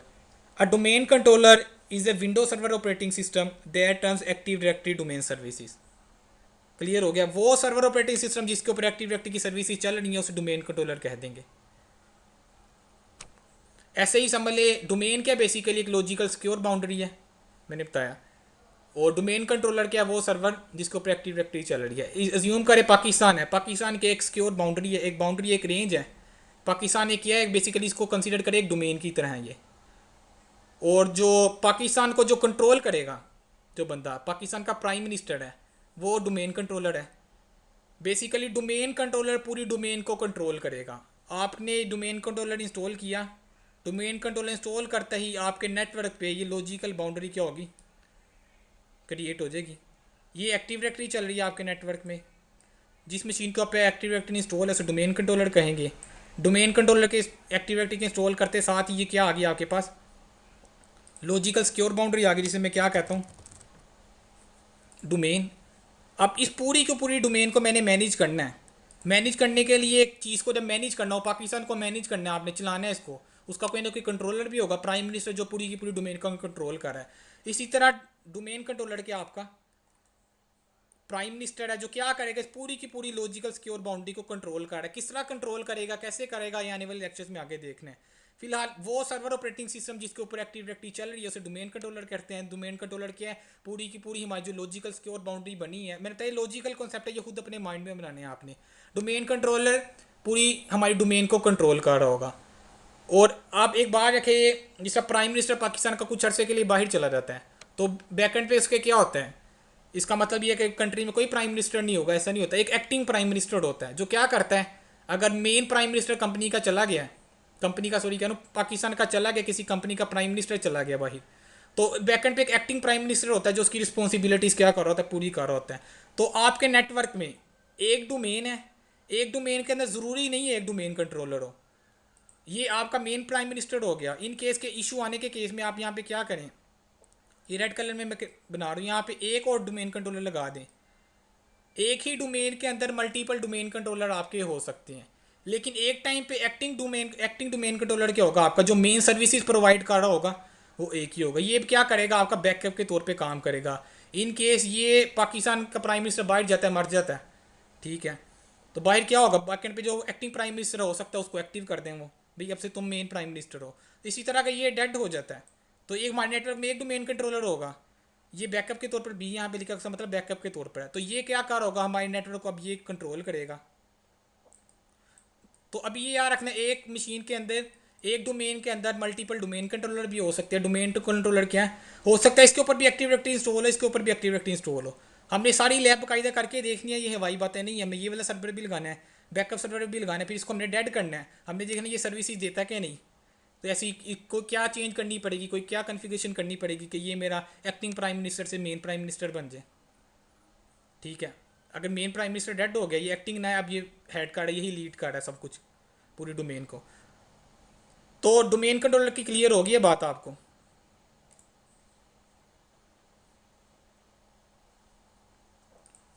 ऐसा जी हो गई। ठीक है, आज के लिए इतना ही भरा है। ठीक है, ठीक है, काफी हो गया, ठीक है, 1.5 घंटे की क्लास है। ठीक है। डोमेन कंट्रोलर क्या है, वो सर्वर ओएस जिसको पर एक्टिव डायरेक्टरी चल रही है। डोमेन से वर्क ग्रुप से डोमेन में आना है, इसका मतलब क्या, डोमेन में आने का मतलब क्या, हम एक्टिव डायरेक्टरी इंस्टॉल करेंगे। जिस नेटवर्क में इंस्टॉल करेंगे एक्टिव डायरेक्टरी, जिस सिस्टम पे इंस्टॉल करेंगे एक्टिव डायरेक्टरी से क्या कहेंगे, डोमेन कंट्रोलर। और डोमेन इंस्टॉल होने के, एक्टिव डायरेक्टरी इंस्टॉल करने के बाद ही हमारे नेटवर्क में लॉजिकल सिक्योर बाउंड्री बन जाती है। इतनी बात याद रखनी है, हमारे नेटवर्क में लॉजिकल सिक्योर बाउंड्री बन जाती है। ठीक है। ठीक है, बाकी फिर करेंगे कल। और बाकी जो ये आगे टर्मिनोलॉजीज आ रही हैं, मेन टर्मिनोलॉजीज जो हैं, ये मैंने बता दी है। Manage whole domain, domain controller क्या है, पूरी डोमेन को मैनेज कर रहा है। ये तो कंट्रोल पे वो क्या होता कहते हैं, कंटेनर ऑब्जेक्ट है। क्या है, कंटेनर ऑब्जेक्ट है ना ये, फोरेस्ट वगैरह। नहीं नहीं बताता हूँ, ये वो नहीं, ये भी लॉजिकल कॉन्सेप्ट आगे जाके करेंगे स्टार्ट। फिर आज ये भी मैंने बता दी कि देर में भी मल्टीपल डोमेन कंट्रोलर, ये आ रहा है। देर में भी multiple domain controller in one या सिंगल डोमेन। सिंगल डोमेन के अंदर मल्टीपल डोमेन कंट्रोलर भी हो सकते हैं। एक प्राइमरी होगा और एक स्टैंड बाय पे होगा आपका। इसके अलावा आगे हमारे लेक्चर्स में देखेंगे फॉरेस्ट क्या है, डोमेन क्या है, ट्री क्या है, root domain, parent domain, child domain. ये वो टर्मिनोलॉजीज है जो इंटरव्यूज़ में नॉर्मली पूछी जाती हैं। एक तो डोमेन कंट्रोलर वाली टर्मिनोलॉजी टर्म थी, दूसरी इन टर्म्स को आने वाले या कल लेक्चर में, थर्सडे को क्लास होगी, उसमें ये देखेंगे, ये टर्मिनोलॉजीज देखेंगे, प्लस आगे एक्टिव डायरेक्टरी की इंस्टॉलेशन करके देखेंगे। ठीक हो गया, ओके। फिर आज की क्लास